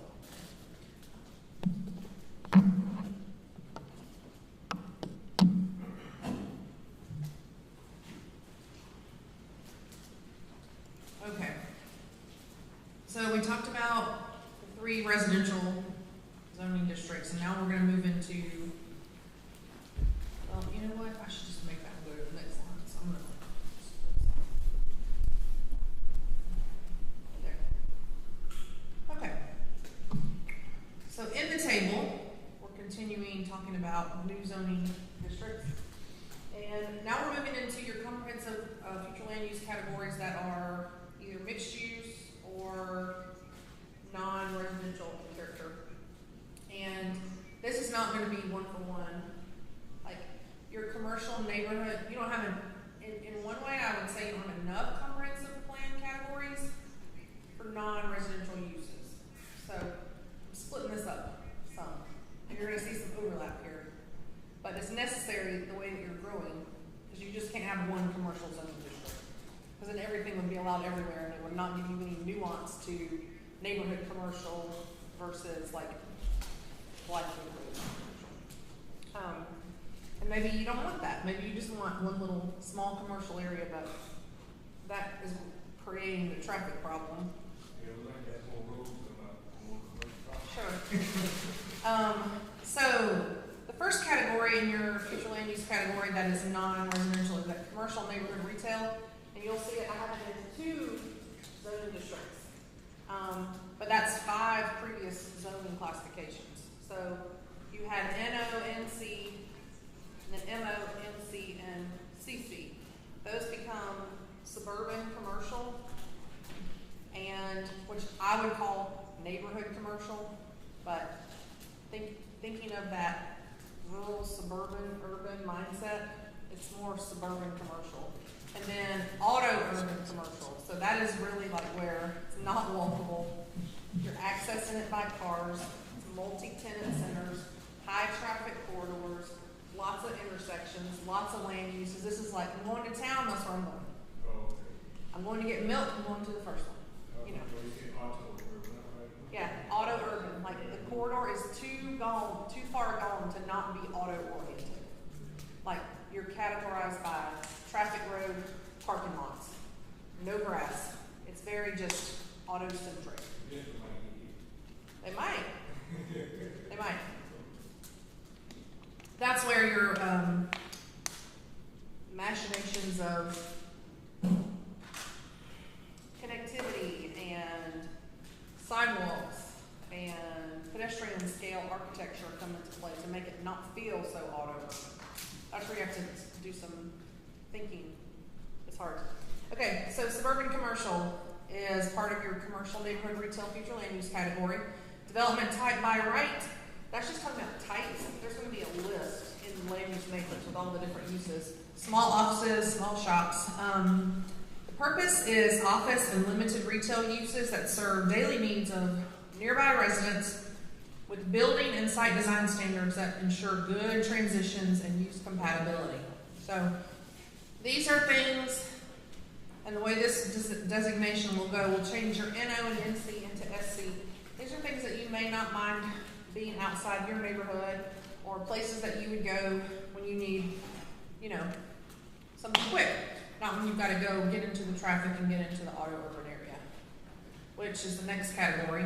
Again, same future land use category, commercial neighborhood retail. This is more of your commercial sites, your town, your centers, broad range of single-use, multi-tenant centers, high traffic corridors, varying scale. You got entertainment, vehicle, retail, sales, service, office uses, and these are typically going to have on-site surface parking, meaning every use has zone parking lot. This is your traditional, you know, commercial activity. And those are MO, NC, and previously CC. Then we go to town center. That's not anything different than it is right now. A lot of places call it central business, but you're in the vernacular of saying town center, so that's why we need to keep it. There's no point in changing what you call your downtown for zoning, when the district is not changing at all. This is traditional central business district with compact, pedestrian-friendly scale, urban character, typical mix of uses for the core of your town. Okay, this one was new. New zoning district, first one. Mixed use, MU. Residential density flex, also one category, and commercial neighborhood retail. So this is going to be taking 2 future land use categories allowed in 1 new zoning district. And this is going to be a walkable center. Again, there was nothing there, no option for this before. If someone wanted to do this before, they'd have to do a plan development. This will hard code good types of things in mixed use, where you don't have to have a nuanced plan development zoning. And no one may ever use mixed use, but I think that they will, as you have scout growing and the type of growth you're going to see. This is going to feel more, I don't want to say European is not the right word, because that implies an architectural style, but it's a European standard of style of living, in the sense that you walk to it's more form-based. You walk to the corner store, you don't mind living next to the post office or whatever it is, because it's all kind of in a mixed-use type of center. I'm not talking about where you've got a 40-acre tract of land and the back 25 acres are residential and the front that faces the road is commercial. That's really just 2 zoning classifications in 1 plan development. We're talking about a true, authentic, mixed-use center. And that's why there's all these text here, because I'll read this to you, but it'll start to explain it. So you've got a multiple list of uses being combinations of residential, retail, commercial, even light industrial. I'm not talking about obnoxious chemicals or materials manufacturing, but you're talking about like craft brewing, small artisans. Those are going to be considered light industrial technically by, a classification system, but they would still be amenable to living near. Mixed residential, so that could be multiple housing product types within 1 neighborhood versus this section and this section and this section, and these people shall not interact. Or varying classifications that will not qualify as mixed use. Within the mixed use zone, there's going to be a 10,000 square foot minimum required amount of commercial or retail for the first 100 units of residential, all integrated. 5,000 square feet for each successive 100 units of residential thereafter, with minimums prorated for additions of residential increments less than 100. That means that, what I just said, you're not going to have like all this 400-acre subdivision with a little strip mall in the front and call it mixed use. That's just circumventing having to rezone or do something correct. This is truly looking for a mixed use center and giving you the opportunity where a developer would not necessarily have to go through the plan development process to do this.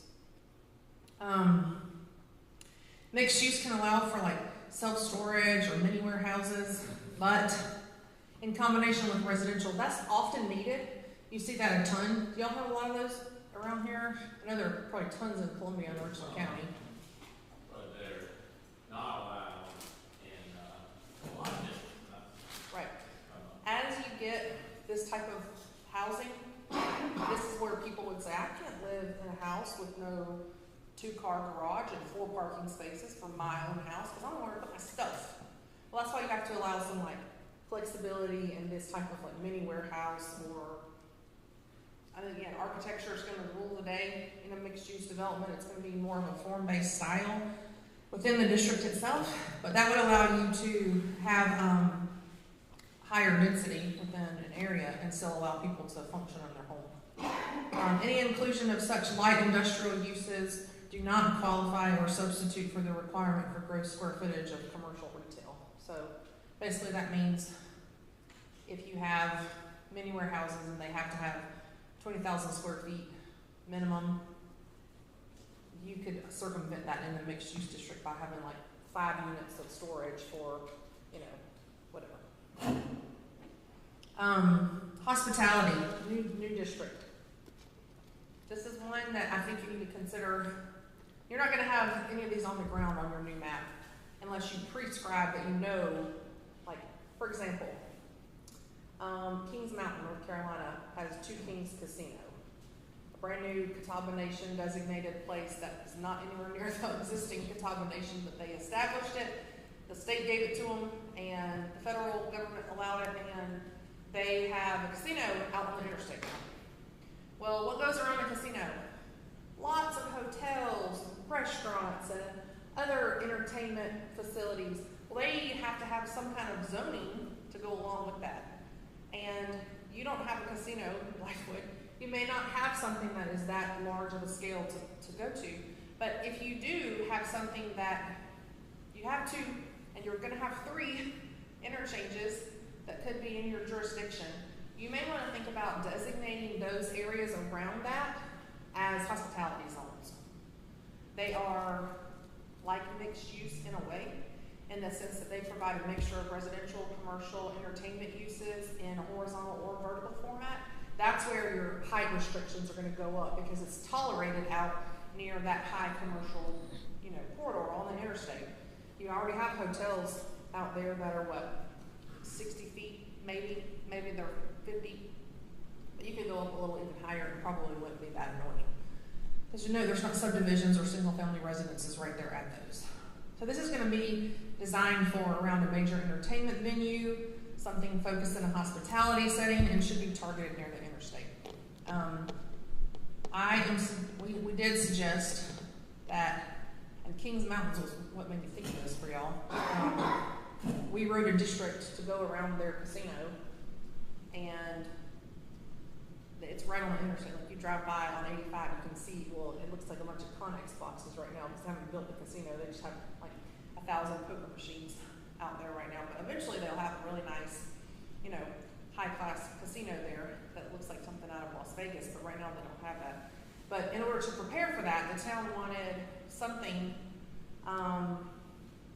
to incentivize maybe development that could be occurring all throughout the area, to go in that area. So hotels, restaurants, retail, things are going to make it attractive, and they wanted a hospitality district, and this allowed them to control height, architecture, style, setbacks, and connectivity, all types of things that go along with an interchange and a high use at an interchange. So you may say, we don't want that. We don't need a hospitality district. We're never going to have a use like that. But you might think, well, what if one does come? You've got a huge tract of land out there, something that could possibly pop up as a result of interest in the area because of scout or other uses. And you may want to think about a hospitality district that it's basically a mixed-use district, but it's higher intensity than that other mixed use. Less emphasis on residential, more on service housing. Huge issue when you have hospitality type businesses. The people that work in those businesses cannot afford to live in your community, so they have to live somewhere. They're driving 100 miles to get to work, so that's regulating apartment-style dwellings, townhouses. It has allowances for short-term rentals for those types of things. I mean, that may be way more intense than you want to be, and you don't want to attract it, so you don't want to even have it in your ordinance. But it is something to think about. I threw it in there for y'all to just chew on. Because you are on the interstate. And you are developed at the interstate already. Then we get into business and industrial. I had a tendency to want to lump these together, but I don't think that you should right now. So, heavy industrial is your BI zone. There's really no way to get around having a heavy industrial zoning district. Light industrial, so LI, LI2, that's light industrial uses are going to be away from residential. You're not going to have heavy industrial standards with warehousing, heavy truck traffic as a heavy industrial use. Again, those are both still in the same land use, all 4 of those are in the same land use category, but the zoning classifications are a little bit different. And when you map this, it'll make sense because BI, or is it B1? Okay. BI, LI, LI2, and MO are going to be different. Office park, that's a new one for you. Because you have MO up here also. So we're going to have to look at the map and see which MOs are auto urban commercial and which ones are office park style. That's like a campus like office, research, technology. light industrial park. Those are gonna be things with a lot of restrictive covenants from the developer with site and industrial standards, building standards. These are like research setting. A lot of multi-county industrial parks would fall into your office park or business campus zoning. It just kind of depends on which one, what kind of uses are going in it. And then business campus is a more intensive version of an office park. So that is industrial uses that need to be located away from residential areas. That may include heavy manufacturing, raw materials, fabrication, assembly, warehousing, heavy traffic. We're talking about Scout is the business campus. They could be heavy industrial, but you may have more nuanced architectural style features that make it like a campus setting with internal roadways. Do you know, is that gonna be just one thing all by itself? On that property pretty much, but where this will probably come into play is how they're crossing where the interstate on that property on Wilson Boulevard is like 400 acres. So it's just right now it's all vacant, and then there will be a road going through there. And so what will be on the east side as it goes to the interstate, which is probably going to be, it's going to be owned by the Scout. So And when I show you the chart with all the numbers on it, you'll understand why they're different, why these two things are different. A business campus or an office park are going to function a little bit more higher end, higher scale than just a traditional heavy industrial use. You wouldn't, I would say that you're going to zone existing heavy industry and light industry as those two things, but anything new that comes in is going to need to meet those other standards because you're going to require a higher level of standard of industrial development in your community if you haven't. And then overlay, just have, this is special purpose districts. I call it planned development a special purpose district. It's not a legal special, maybe that's the wrong word in South Carolina. It's not a legal special purpose, but it serves a special purpose in the sense that you've got an architectural overlay district. That's not changing, it's the same as it is now. And planned development, which that's gonna be hopefully less used than ever before. When you have mixed use and you have business campus and you have office park, you should need less planned development when you have zones that hard code those standards in. The planned development is really like a free-for-all in the sense that the developer comes in, they bring their little book, which is their own new zoning ordinance. It doesn't follow anything in your existing zoning ordinance because everything is written or pre-written for that development. It's hard to manage, it's hard to administer, and like you're not going to get carried away with them here no matter what because of your size, but like Greenville County has like 150 planned developments. So anytime any business comes in, and basically what they used those for was like a contract zoning with the county council to say, well, I'll do this. Please, please, please zone me commercial. But okay, we will, but your planned development is we want to control X, Y, Z. But we've written those types of controls or are writing those types of controls into your zoning where you don't really need to use planned development anymore. this would be really useful for Cobblestone, which has this antiquated, like, I don't even know where the planned development district ordinance that actually established what Cobblestone is, but now we can like put it into a district. A lot of it is just Fairfield Electric is a PDD, so there's not any true planned development district in the town by the state definition, but there are lots of zone planned development districts that we need to clean up. And then if we go over and look at the chart that goes along with this. So I broke this down into two tables. The first one is all residential lot and building standards because that's where you have that common open space minimum percentage. That's not applicable in these. I have landscape surface ratios, which I'll explain what that means, but individual owners, people aren't necessarily living in these. They don't need open space. They are living possibly in town center or mixed use, but you have common open space in that. So there's no minimum lot area, no minimum lot size for any of this, because what's going to dictate your minimum lot size is parking. And that's another thing that we have to think about is what is the parking tolerance for Blythewood? Do you feel like you have seas of parking that are just not used? Probably not. I don't see that when I drive around your community.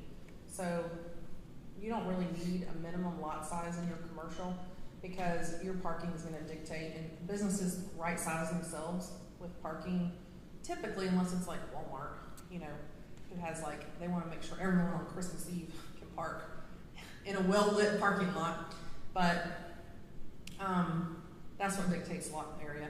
There's no reason to have a minimum lot size because you're going to create a problem for smaller, I'll call them mom and pop developments with lot size minimums. Also, it prohibits infill development when you have lot size minimums for commercial, when really it's all about stormwater, parking. You know, they're going to fit what they have to fit, and they're going to right size their building based upon what they can fit, parking and stormwater wise. And you got setbacks. And you got setbacks, that's right, and minimum lot widths. So all those things, there's no reason to have an area per se. So you've got smaller minimum lot widths in suburban commercial, smaller setbacks on the front than you do than auto urban commercial. Building height, 25 feet. That's not as tall as you would allow in residential, but it depends if you're not allowing two-story structures in those two settings. You're going to force your, live-work units or multi-story, close to the street, suburban, residential, downtown feeling buildings to your town center and to your mixed use and hospitality zones in that height thing. You don't necessarily want a two-story building on your corner store near your neighborhood. It needs to feel more residential, and that's why we have lower height restrictions on those two things. Just something to think about. I think if you did want to go up on height on auto urban, it would not be the end of the world. But you are controlling land uses with these also. But those are also eligible for variances if they fall outside the norm. If you're saying, we can see one situation, leave it 25 and let them get a variance if they need to go up. Town center, no setbacks, no requirements. You're not wanting to stifle anything in that area. No landscape surface. We're right here. You have all the landscaping you need. And building height 50 feet. Doesn't mean there's not regulations. There just aren't dimensional standards for those lots. The mixed use has sort of it's got 50-foot width. If you have residential and mixed use, you're not going to have a minimum lot width also. So you're talking about highly clustered residential housing and mixed use zoning. You'll see hospitality there has 2 different setbacks. And that's because you're going to be looking at on the exterior, 170-foot lot width on major arterial or external streets, and 50-foot on internal. So if you've got a hospitality district and a brand new big hospitality development, for example, at the interstate, things that line the main road, like Blythewood Road or any major side roads, you have a larger scale. But within the district itself or within the development, you can have smaller lot widths and smaller setbacks. It's because it's only touching itself and not affecting any other outside perimeter properties. And then we have pretty basic standards for heavy industrial, light industrial, and office park. Pretty much all the same except for landscaping goes up at 30% in an office park. And then your business campus, this is where I'm talking about having a higher standard of industrial development where you've got larger open spaces, greater setbacks, more landscaping, but also those 150-foot height requirements because you've got some major manufacturing things going on where they need all that height for machines, HVAC systems. Most warehouses are not that big, but you could have situations where you could have towers that need to be taller for certain uses. That's all pretty basic. The main thing that really rocks people's minds is the change in residential. So, some things to think about there. Thoughts on the mixed use? What do y'all think about hospitality? Just first thought.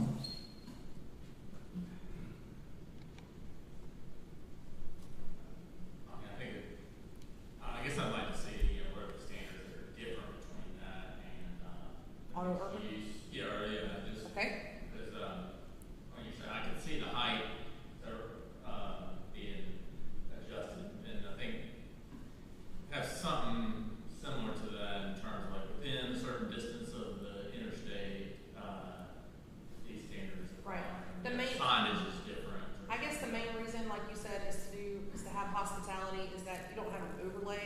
on top of a commercial underneath it. It's its own district. Like signage would be greatly changed. Lighting intensity is different in entertainment. Your uses are different. That's where the main differences in those are. Like mixed use, you would not allow hotels necessarily. You could have boutique, and we would differentiate between what a boutique hotel or a bed and breakfast was versus a full hotel in hospitality or in auto urban commercial. You would allow large scale entertainment venue in hospitality only. You would not have like arena. Not that you're getting one, but you never know what could happen. Well, talk about it as an athletic complex. Sure. But there's no room really for that on the interstate, so it would probably be somewhere off, and then that would, I don't know, that's kind of. Yeah, you pre-designate when someone brings that to you, you zone that hospitality, and what goes around that for like a huge, let's say you do like a huge new soccer complex. Like Spartanburg has Upward. Is that what it's called? That youth sports thing, they have a huge Star Center. Well, around that is like restaurants, hotels, and that's like in a zone, or needs to be in a zone to protect that use itself from like a subdivision coming right beside it, and then they can't develop anymore. And they spent all these millions and millions of dollars on this infrastructure and this concept and this network, and they can't develop now because the subdivision is right beside them, and they're too loud, they're too noisy, they're too bright. So it's really to protect the residential from interfering on your commercial endeavors as well. So designating these zones protects them just as much as it protects the residential from having the hospitality district right next to their neighborhoods.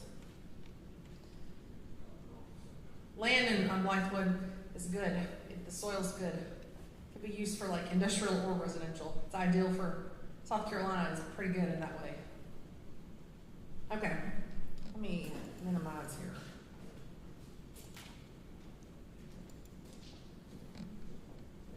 Okay.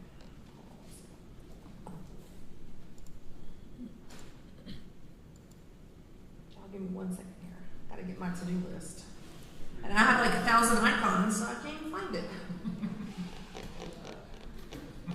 Let me look for you for my Blythewood to-do list, because I had my next thing I needed to do. There it is. Blythewood, get through. Okay. So chapter 3, 301, and 3102. That was important for me to get through those today, so that way I can. These kind of set the tone. Can't really write like standards for other things until you fully understand the concept of zoning. You can't like start writing cluster subdivision standards when y'all are like, we don't want that. Okay, building and site design. This one is really important. We're going to take a little bit of time on this, and I'm going to export it where we can zoom in on it.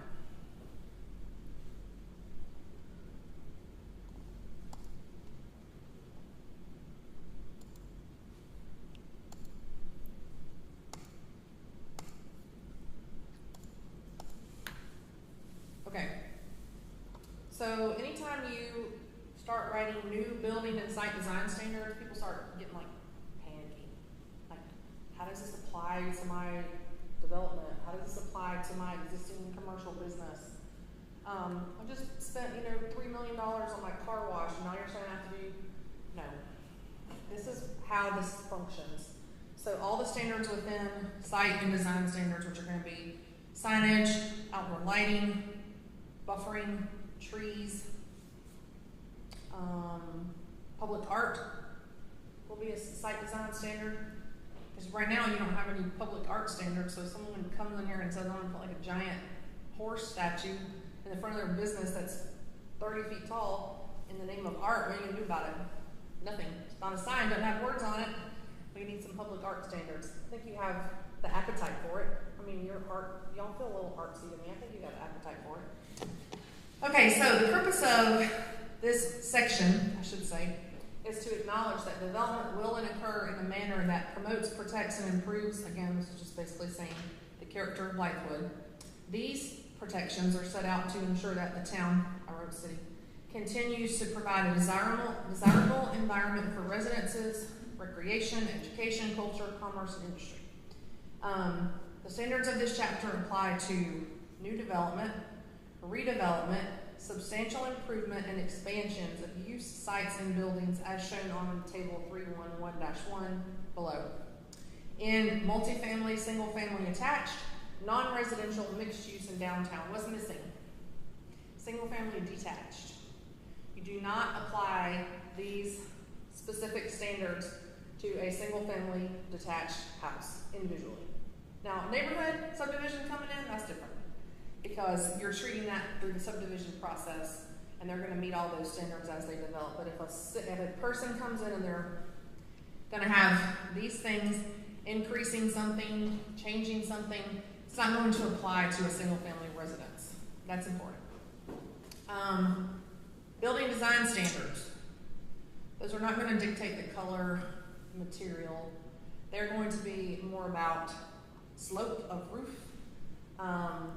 fenestration, so what your windows and glazing looks like, and those are going to apply in commercial settings. It says new residential, but that's not talking about single-family residential. That's talking about multifamily, quadplexes, anything that you would have that would come in like that is going to have to meet a certain architectural building design standard. So, type of development, new residential, non-residential, mixed-use development, or change in use from residential to non-residential or mixed use has to meet all standards. The entire development would have to meet building design. If it were new, it's talking about all new, or a change in use. So if you went from a house and you upgraded it to an office, you would want to meet these standards. Parking, loading, stacking, access. There's a little note number 1, and what that note says is that you're going to refer to 303 specific thresholds for off-street loading and stacking, meaning if you have a large-scale business, you're going to have a certain number of parking spaces, a certain number of loading bays, a certain number of stacking spaces, and how you access that property. Trees, landscaping, and buffering, which is going to be graphic intensive to explain it. Signs, also very graphic intensive, and then outdoor lighting.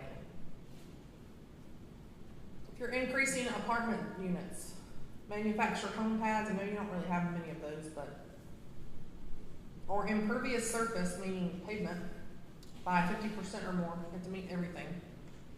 So if you have an apartment building and they add like one small building to the side, it's not 50% or more of their total. They're not going to have to do anything except add their building and move on. We're talking about large-scale changes and bringing them into compliance with the ordinance. You're increasing apartment units by 25 to 49%. You're going to meet everything except for signage. And then if you change your use to require 10 or more additional parking, loading, or stacking spaces, you're going to meet the new stacking access space, new landscape buffering, and new lighting. So, not too terrible. It's reasonable, I think. Then moving down, so if you're increasing apartments, manufactured home stands, again, we don't have to have that in there, or impervious surface by less than 25%, but it has a little number 2, which says cumulative over a 5-year period. So we'll allow you to like do little changes here and there, but after within 5 years, you can't go like over 25%. You'll have to meet these standards. Does that make sense? People like doing these little mini incremental changes or little incremental subdivision lot splits to avoid regulation. That's just saying this is cumulative. I know it's a little bit of a headache to keep up with, but. This is what occupies all staff time. So, yeah, y'all don't get to see any of this. But, yeah, this is all about what this is. Why do we have to increase landscaping if they're only adding 10 spaces, parking spaces, and all of that entails? So this is where the ordinance and it's making the language and concept here in this room, and then when it comes from the road, meets the road, the people are actually dealing with it, and they get all upset about it. So that's just want to kind of think about, particularly think of that change of use when it's like a small amount. What are we requiring them to do? Right. And this is where it all sounds good until someone challenges it, and then council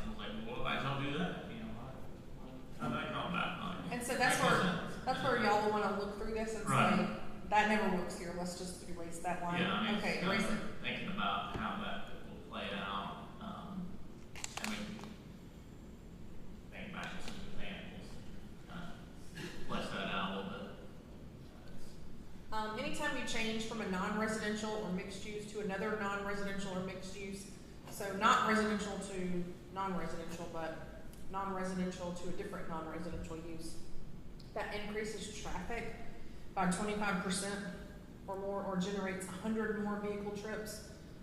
During peak hours, you'll have to comply with outdoor lighting and parking, loading, stacking access.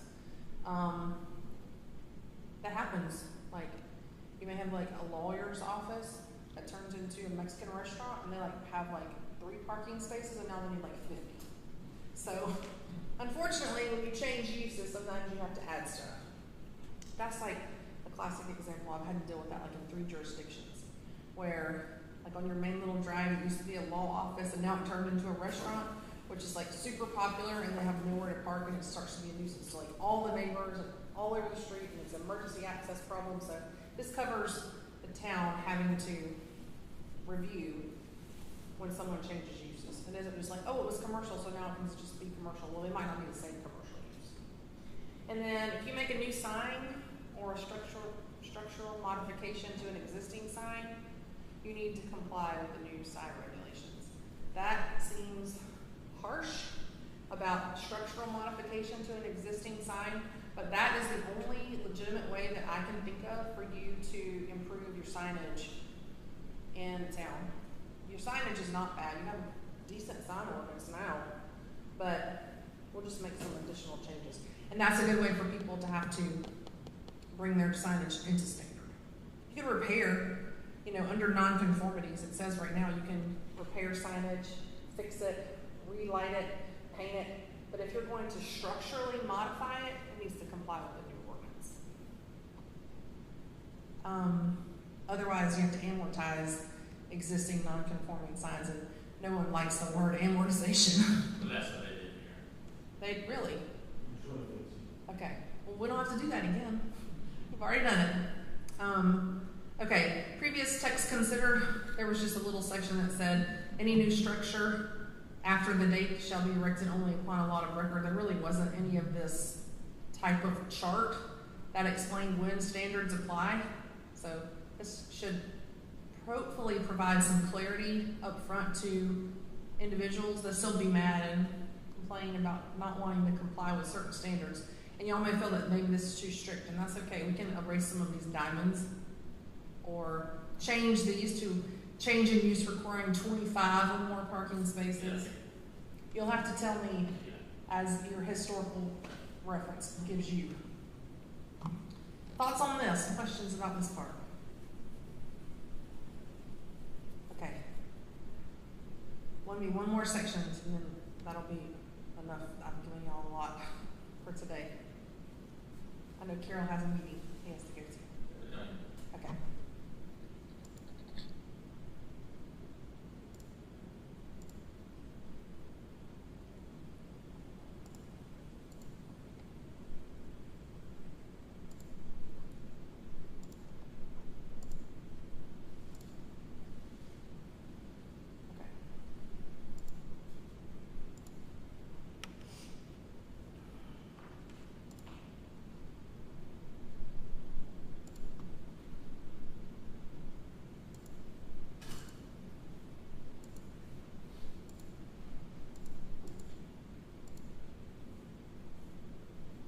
And this is probably the most developer, non-residential person education part that we have to get into.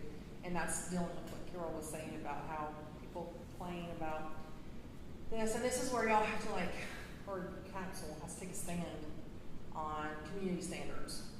And that's really difficult. But if you do it when you're in the middle of this process and you have everyone have an opportunity to review it, time to review it, people that live here, business people that live here have time to review this and look at this. Hopefully they can understand the purpose. And again, I want to look at the table. What are the thresholds? I want them to not be overly restrictive to the community that you live in, but also at least be triggered at some point and not just never triggered except for new development. So this is the purpose of this. To preserve character. Enhance your community character that leaves a lasting impression on residents and visitors. So you have uses. I'm sure everyone has a few. When you drive around, they're just get on your nerves when you drive by them. Well, if they decide to do something different, we're not going out and erasing anyone's rights to have their messy sign or their junk on their property necessarily. That's through the property maintenance code. That's something different. But this is if they decide to make a change to their business, to their whatever. This is when they're going to have to do these things. Improve functionality. Provide buildings that are functional, safe, and attractive. The public realm. Establish physical and functional relationship between buildings and the public realm, which means like how pedestrians and the general public interacts with the built environment. And the form, meaning building massing form design. That's where I was talking about, like slope of roofs. If you're in a neighborhood commercial zone, your building design needs to be a little bit more residentially sensitive than if you're just like on Blythewood Road. Okay?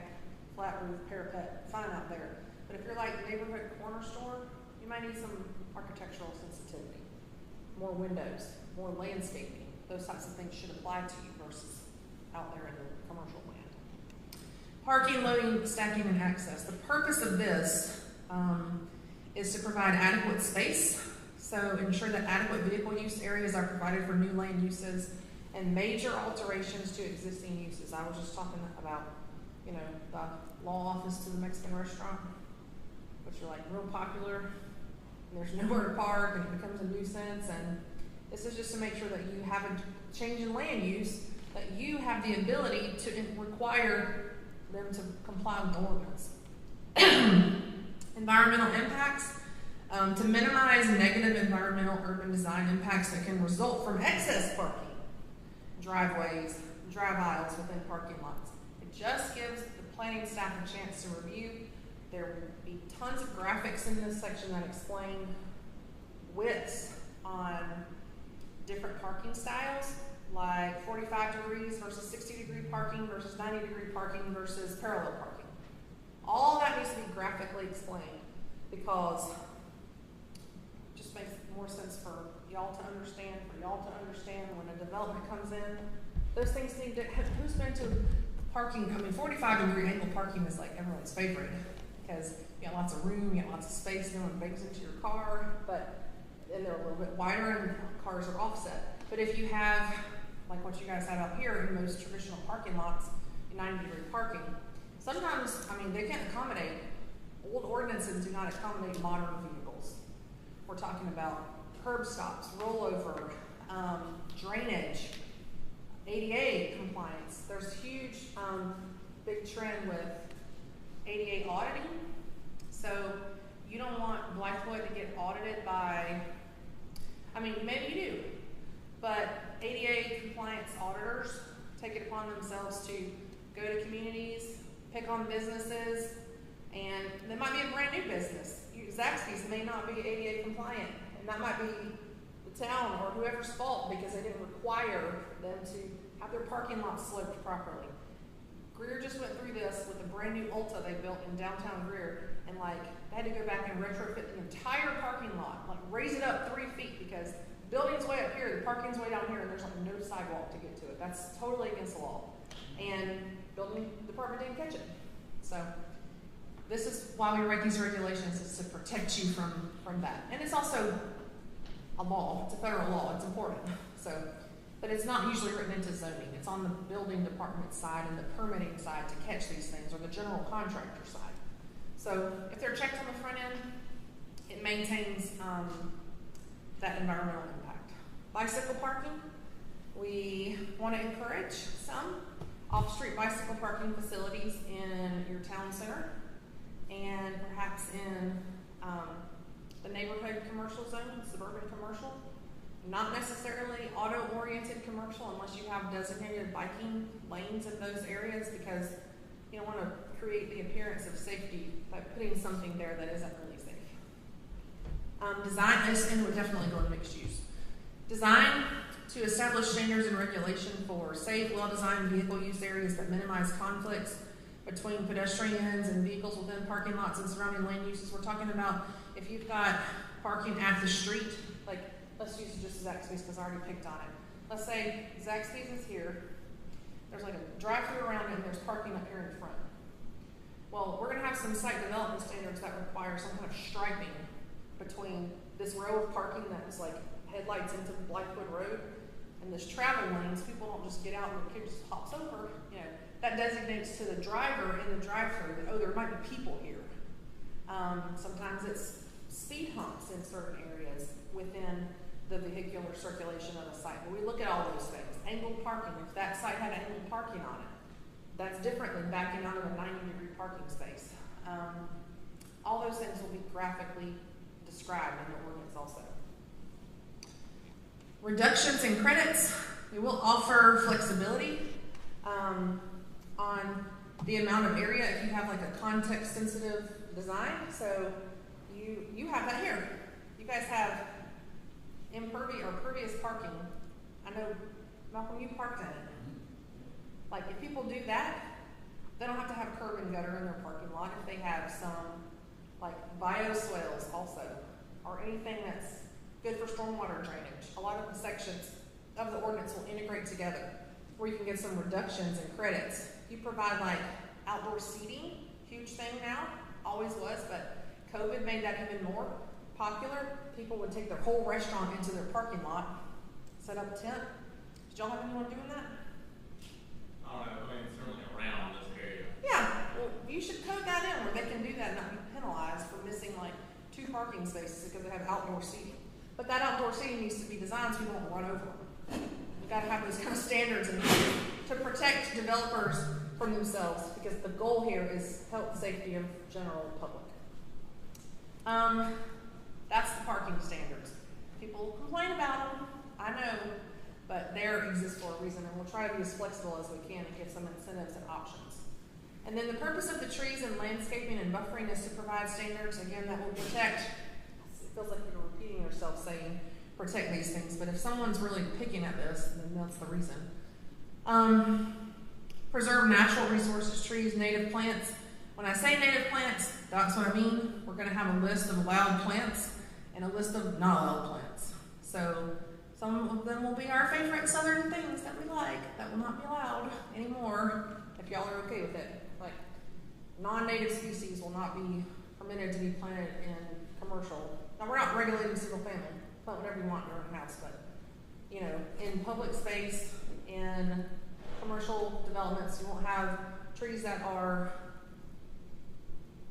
noxious to the ground and tear up the sidewalk and things like that. Carol would help me with that. You know, I will say, With this brilliant street background. I would change all that. I mean, there's plenty of urban trees that are not native, but they're designed to be grown in concrete. They're not native, but are proven to do Okay. Well, good. I don't want to restrict that. I mean, a lot of things you see out here are not native. Right. So, Right. Well, maybe like Bradford pear is native, but it's not allowed anymore. right. Yeah, We'll work on that together. So planting yard regulations will be to minimize conflicts with abutting development. We'll just create a unified, attractive streetscape. It'll apply to all new development, redevelopment, expansion projects, and the goal is to like have better erosion and infiltration, to mitigate nuisances like air, dust, noise, heat. The heat island effect, you don't have that, but everyone's Columbia. I mean, they've like made a slogan out of like famously hot. You know, that's a heat island. They have no green space. That's why it's so hot there. And that's why you say that there's one next on like a heat island and stuff. Yep. You go outside and it feels like you can smell the air. It's an ozone, ground level ozone. If you got more trees, it'll help with that. Streetscaping, it'll help identify the town. Like when you get to Blythewood, you'll feel like, oh, when they cross over the interstate and you're on Blythewood Road, oh, this is a place. This is not just continuing the corridor. Entryways, again, designing the town's entryways. Don't have a twitch on me on native plants there. Number 6, we're gonna have appropriate plants, reserving existing appropriate vegetation as an integral part of the landscape. Conservation, we're not gonna try to make this crazy, or it's not gonna be, we want it to be as cost conscious as possible. We know when you're having incentives for infill development by not having minimum lot sizes and you're trying to incentivize pervious parking, you don't wanna have all these crazy requirements that are too expensive for people to undertake. You wanna make it easy for people to choose correctly. And then obviously, you wanna have irrigation where needed to promote health of plants. Screening, that's for uncomplimentary land uses, basically. What's required for screening and buffering will be dependent upon what use is beside it. If you are a land use A, going beside land use D is there already and land use A comes beside it, well, you chose to be beside that. But if land use A, house is there, and commercial business comes next in, they're gonna have to install buffering, lighting protections on their side of the property in order to screen from the residential. The purpose of signage, obviously, it's in the Constitution. A lot of small towns have never really had a, I guess, sign check or a code check on their signs. Y'all's is pretty good, I think. But people, especially, get in the habit of wanting to regulate content of signs. This will not do that at all. There will be no content regulation of signage except for SOVs, which that's a non-protected classification of signage. So what I mean by that is anyone can put anything on any sign that's a business sign except for sexually oriented material. That you can say no to. When I mentioned while we were eating, Greer had a piercing parlor come downtown. They wanted, the name of the business was Some Pricks Piercing, and it had like an open mouth with a tongue piercing sticking out, and it was just very different, and people got really upset about that. And there was like a legal battle over whether that sign was graphic as far as like under the sexually oriented business laws, or was it protected under First Amendment as a right to free speech on that sign. So we'll try to be as clear as we can. That way you don't have some random sign come up with something that you don't want on the sign and town freaks out. People are like, why don't you allow that? Well, this is how the Constitution says we treat this. And there has been a lot of recent, well, it's not super recent, but we'll check your sign ordinance against the most recent Supreme Court legislation or regulations to make sure that they meet standards. Have y'all had issues with signs? Not really, but I know they have like there's unwritten signs for political signs and just content, so that needs to be in the ordinance. That's a huge one. Sometimes I battle the planning commission or the town council over is political signs. We'll start thinking about that now.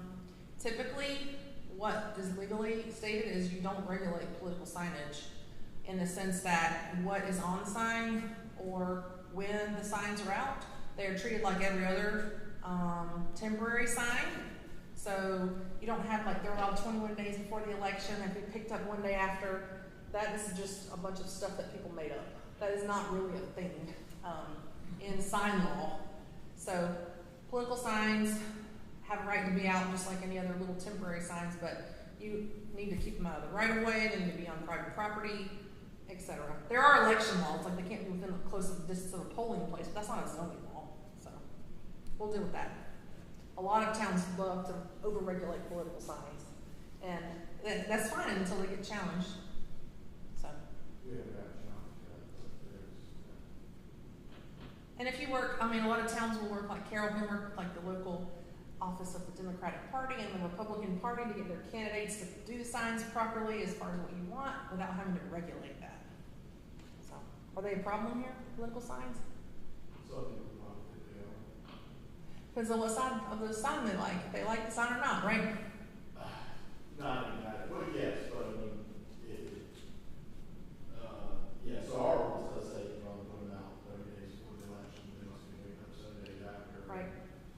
And so today's the first time learning that. You're saying that's basically BS. Mm-hmm. Good. Interesting. But don't change it yet. No, We'll work through it together. It's interesting. Yeah, a lot of places, every town has those types of regulations until they really read the context, and until they get challenged, it's never really been an issue. When you have contentious elections or candidates with differentiating pocketbooks is when that comes into play, typically. It's for economic development. signage is a huge component of economic development, the way your town looks. It's for safety. You don't want to have signs that are flashing, like bright red flashing lights, like as technology changes and improves. We want to make sure that your sign ordinance maintains safety. And that it's fair and consistent. Outdoor lighting, the purpose of outdoor lighting is to control light spillage and glare so it doesn't affect motorists, pedestrians, adjacent land uses. Basically, the lighting regulations are simple enough that y'all don't have to have all these fancy meters to go out and measure people's foot candles, none of that. It's to ensure that you don't have light pollution on other people's property. So, it's very basic. It's less tolerant in residential than it is in commercial, and even less tolerant in certain commercial districts like hospitality or auto urban commercial. Light it up out there, but if you're a neighborhood commercial, you need to have off, cut off lighting where it doesn't shine anywhere above the fixture. And it's dark sky, and people can enjoy that. If you have churches, schools that are in the middle of neighborhoods, they have those big old bright electronic reader boards sometimes that just never go off. And they should have regulations that goes off at 10 p.m. or something where it's not a nuisance to the surrounding area. That land use is probably fine and tolerated perfectly, but that new technology sign may not be so much. That's the purpose, and that's the most educational part of why we have site design standards. I did want to talk, it's 1:20, now we're supposed to go till 2. I want to talk a little bit about the annexation policy. It's been significantly more challenging than I was expecting initially. First things first, as we talked about before, you don't have a utility to require annexation into your town. You don't have a plethora of services, a lower ISO rating, anything to offer a developer. However, I have been talking to my developer people who are calling me on the reg because they know, they just follow whatever, know that I'm working here. They look at my LinkedIn, I'll be reposting Carol's things about Scout and talking about working with you guys. Like, hey, where should I buy some property in Blythewood? Well, that's not my job to tell you. Anywhere. However, are you looking at Richland County? Are you looking at property in Fairfield County? Are you looking at property in the town?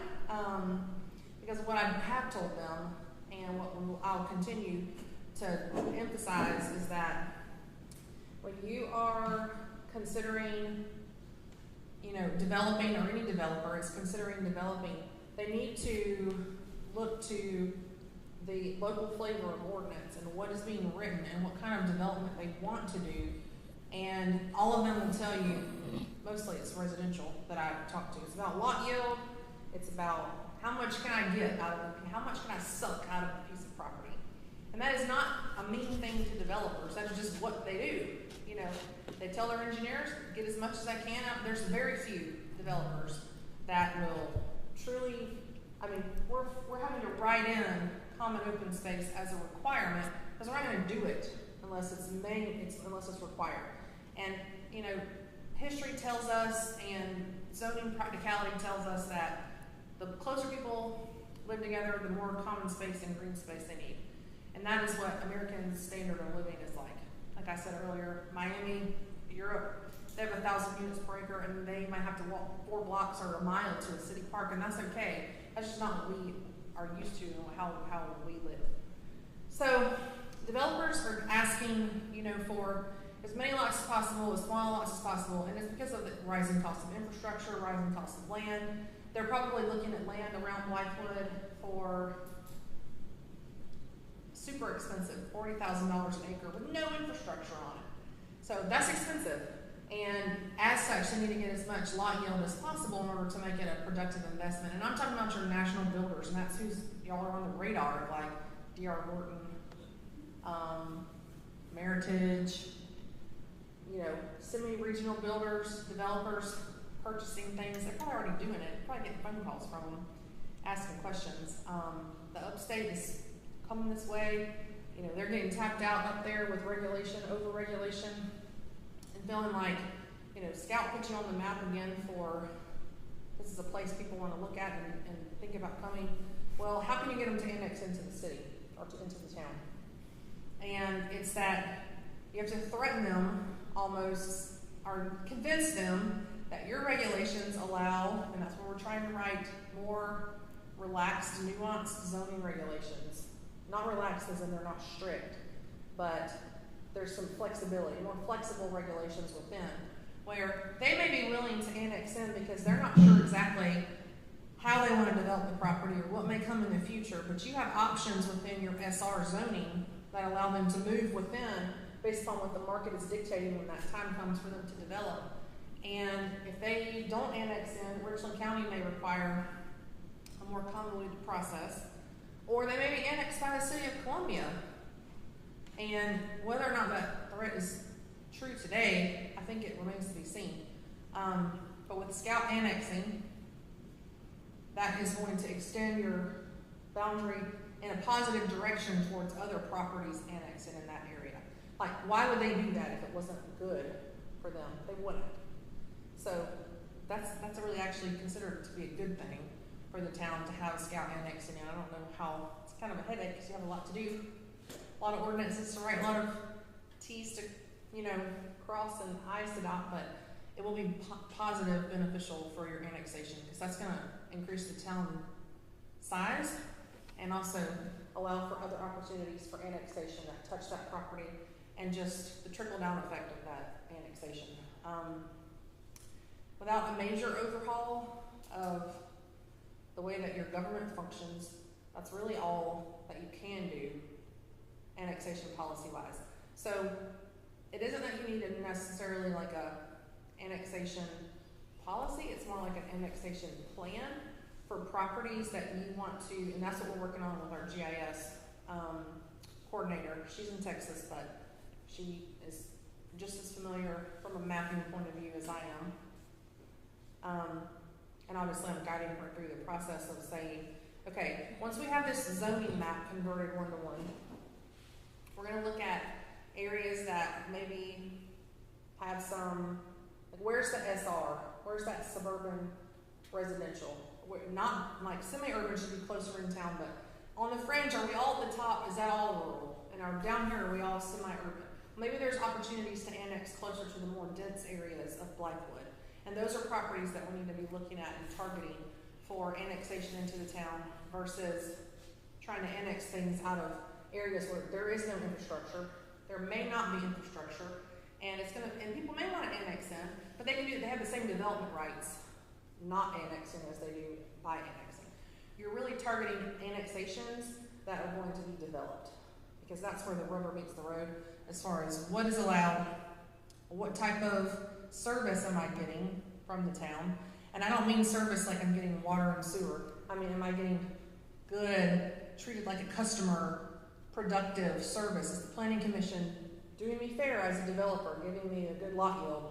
Is this zoning framework easy to function in? And I think you'll find that it will be if you have some developers that you know, like, and trust, and you want to, when we put this online, call them up and say, take a look at this. Is this easier than you have previously thought of us before? Is this something that, what can make this better? And I'm not saying just give them the roll of red carpet out. That's not what your mission is. I know your mission is to protect the quality of life of all the citizens that already live here, but also you think about that also means growing in a smart way.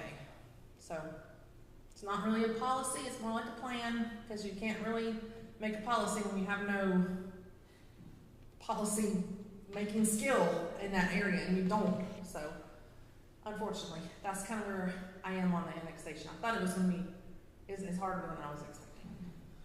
But it's probably, huh? Oh, we hired you. Yeah, exactly. So, general thoughts on that concept. Because I have a preliminary report I'm going to email over along with these documents that shows. I think, the intent really was to kind of help us target. Right, that's what Set I'm priorities. Yeah, we did. There's no way to do any more than that at this point. Right.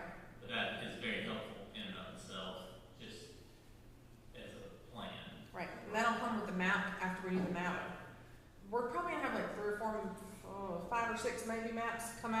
process. So you'll have your zoning conversion map, it'll be a one-to-one map, and that's gonna look crazy.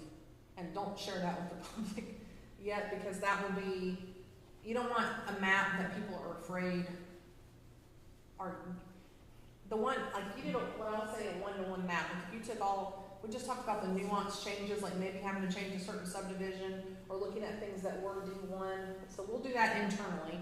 I mean, it's a public meeting, it'll be open to the public, but we're not gonna say, this is the new proposed zoning map, because it won't be amended, it won't be ready yet.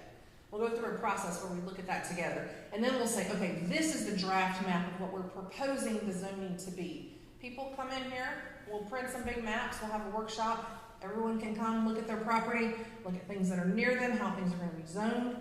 We can do it digitally with GIS. We'll put it online where people can look at it ahead of time. They can call the office, they can call us, they can call you, and give comments and feedback on what the zoning map is. That's probably the most significant thing that gets people interested, is looking at if their zoning is changing, what in essence actually changed. Did I get less rights or more rights? Did my neighbor get more rights of things I don't like? Did I get things taken away? Are we better protected, less protected?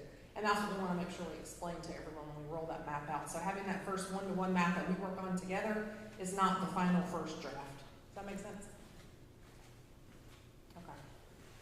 1:30, that was my goal to stop talking so y'all could ask questions. How far away do you think we are from that? I mean, The map? yeah, and thinking about getting in a public meeting, reaction from residents and businesses and so on. Right. I think after I send what is prepared, module 1, which we've gone through like a third or fourth of it today. There's a lot. I think it's been 8 hours going over it now. I will send over the work for you to look at.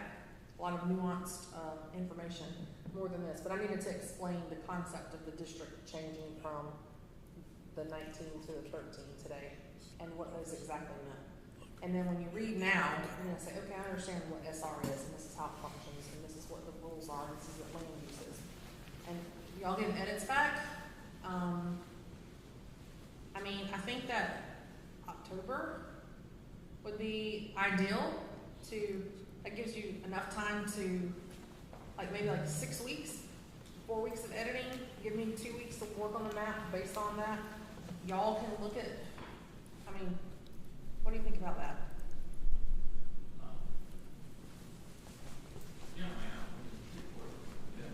I think the mission is eager to Okay. get feedback, so. And then I can also, I won't have to come pre-explain anything else before you can see it in writing. So the next section, module 2, can just send it to you, because you'll understand the functionality of what this zoning conversion is, and then I can come and we can go through a workshop of editing together. And then, sometimes we do the map in the middle of the process. That's what I'm saying about October. It's like in the middle of the finished product versus at the end. Because at the end, it's too late. It's like, oh, we're done here. What do you think?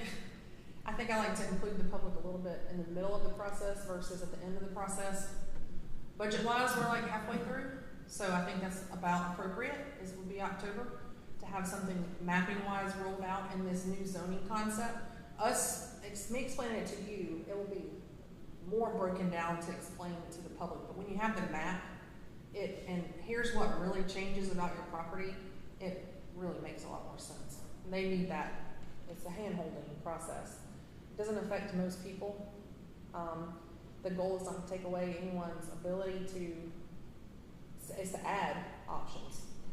If you're R40 now, you just got a lot more options. Because now you change from R40 to rural. Or if you were R20, now you can be R20 or R12 if you decide to develop your big farm into something else. So it's to add options, really, and some flexibility to you guys. That's a good question. It's a lot of upfront, non-communication when you're doing this studying and writing, because it takes us a while after we interview and do all the initial understanding of your community. We don't do all that before we get to work, because it's wasted time. So now we've studied. I've talked to actually a couple of developers that have called, and we've chatted with some people after the interviews were over. The initial interviews, and saw some like the concept of condensing this and adding more options. I think there's hesitancy always when you change things that people are not gonna like it. But I think if we make it as flexible as possible for the existing owners, that'll be okay.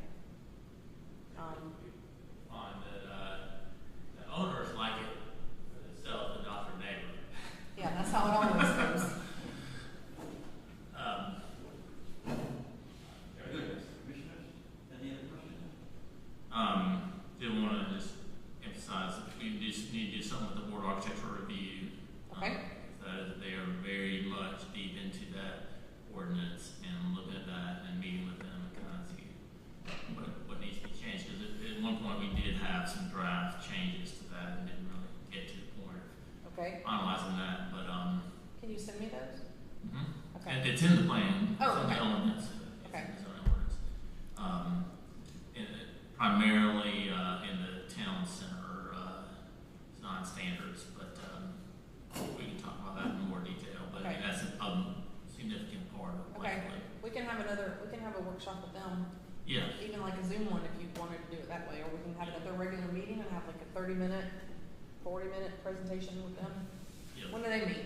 The third Monday of each month. Okay. So you met Paul Moscati, who's the chair. Mhm. So he's probably one that's really interested in this. Okay. So anyway, we can talk about Well, that. when we send over the info, share it with them too, and let them start looking at it. Yeah, they would like that. And then just want to emphasize, as we get into tree protection, as a big deal with Right. subdivisions and making that more explicit. Right. Because it's, that would be a big distinction between Blythewood and the surrounding area. So. You mean that's going to hurt you with annexation or help you? It'd probably hurt in some ways. It depends. I think You're saying if you're trying it to be, there's pros and cons, Okay. but nevertheless, I think it's a critical part of the town to maintain that character. right. And then, that's all I have for you, and I have a couple things for the Okay. commission. Sounds good. So, but Kelly prefaced it by talking about annexation, which I've not talked with y'all about, but it's kind of come about fairly quickly as that Scout is ready to annex into the entire town. So, how familiar you are with that property, but about 2/3 of it is in the town, and a third is in unincorporated Richland County. But they're moving towards actual development. They want to have it all under one jurisdiction. So Tuesday, we will do now you may have seen the signs out on the road. This is a little over there. For a zoning map amendment of pending annexation. Then there's these two little parcels that were never rezoned, but they did the big rezoning to industrial. It's like a 4-acre parcel on a community road. This is P1 that needs to be changed in the middle of the property. And then there's another one like Locklear Road, is going away. And it's portions of that road are actual parcels. And one of the little strips, 3-acre parcel, is P1. So anyway, so that's a map amendment. And then, so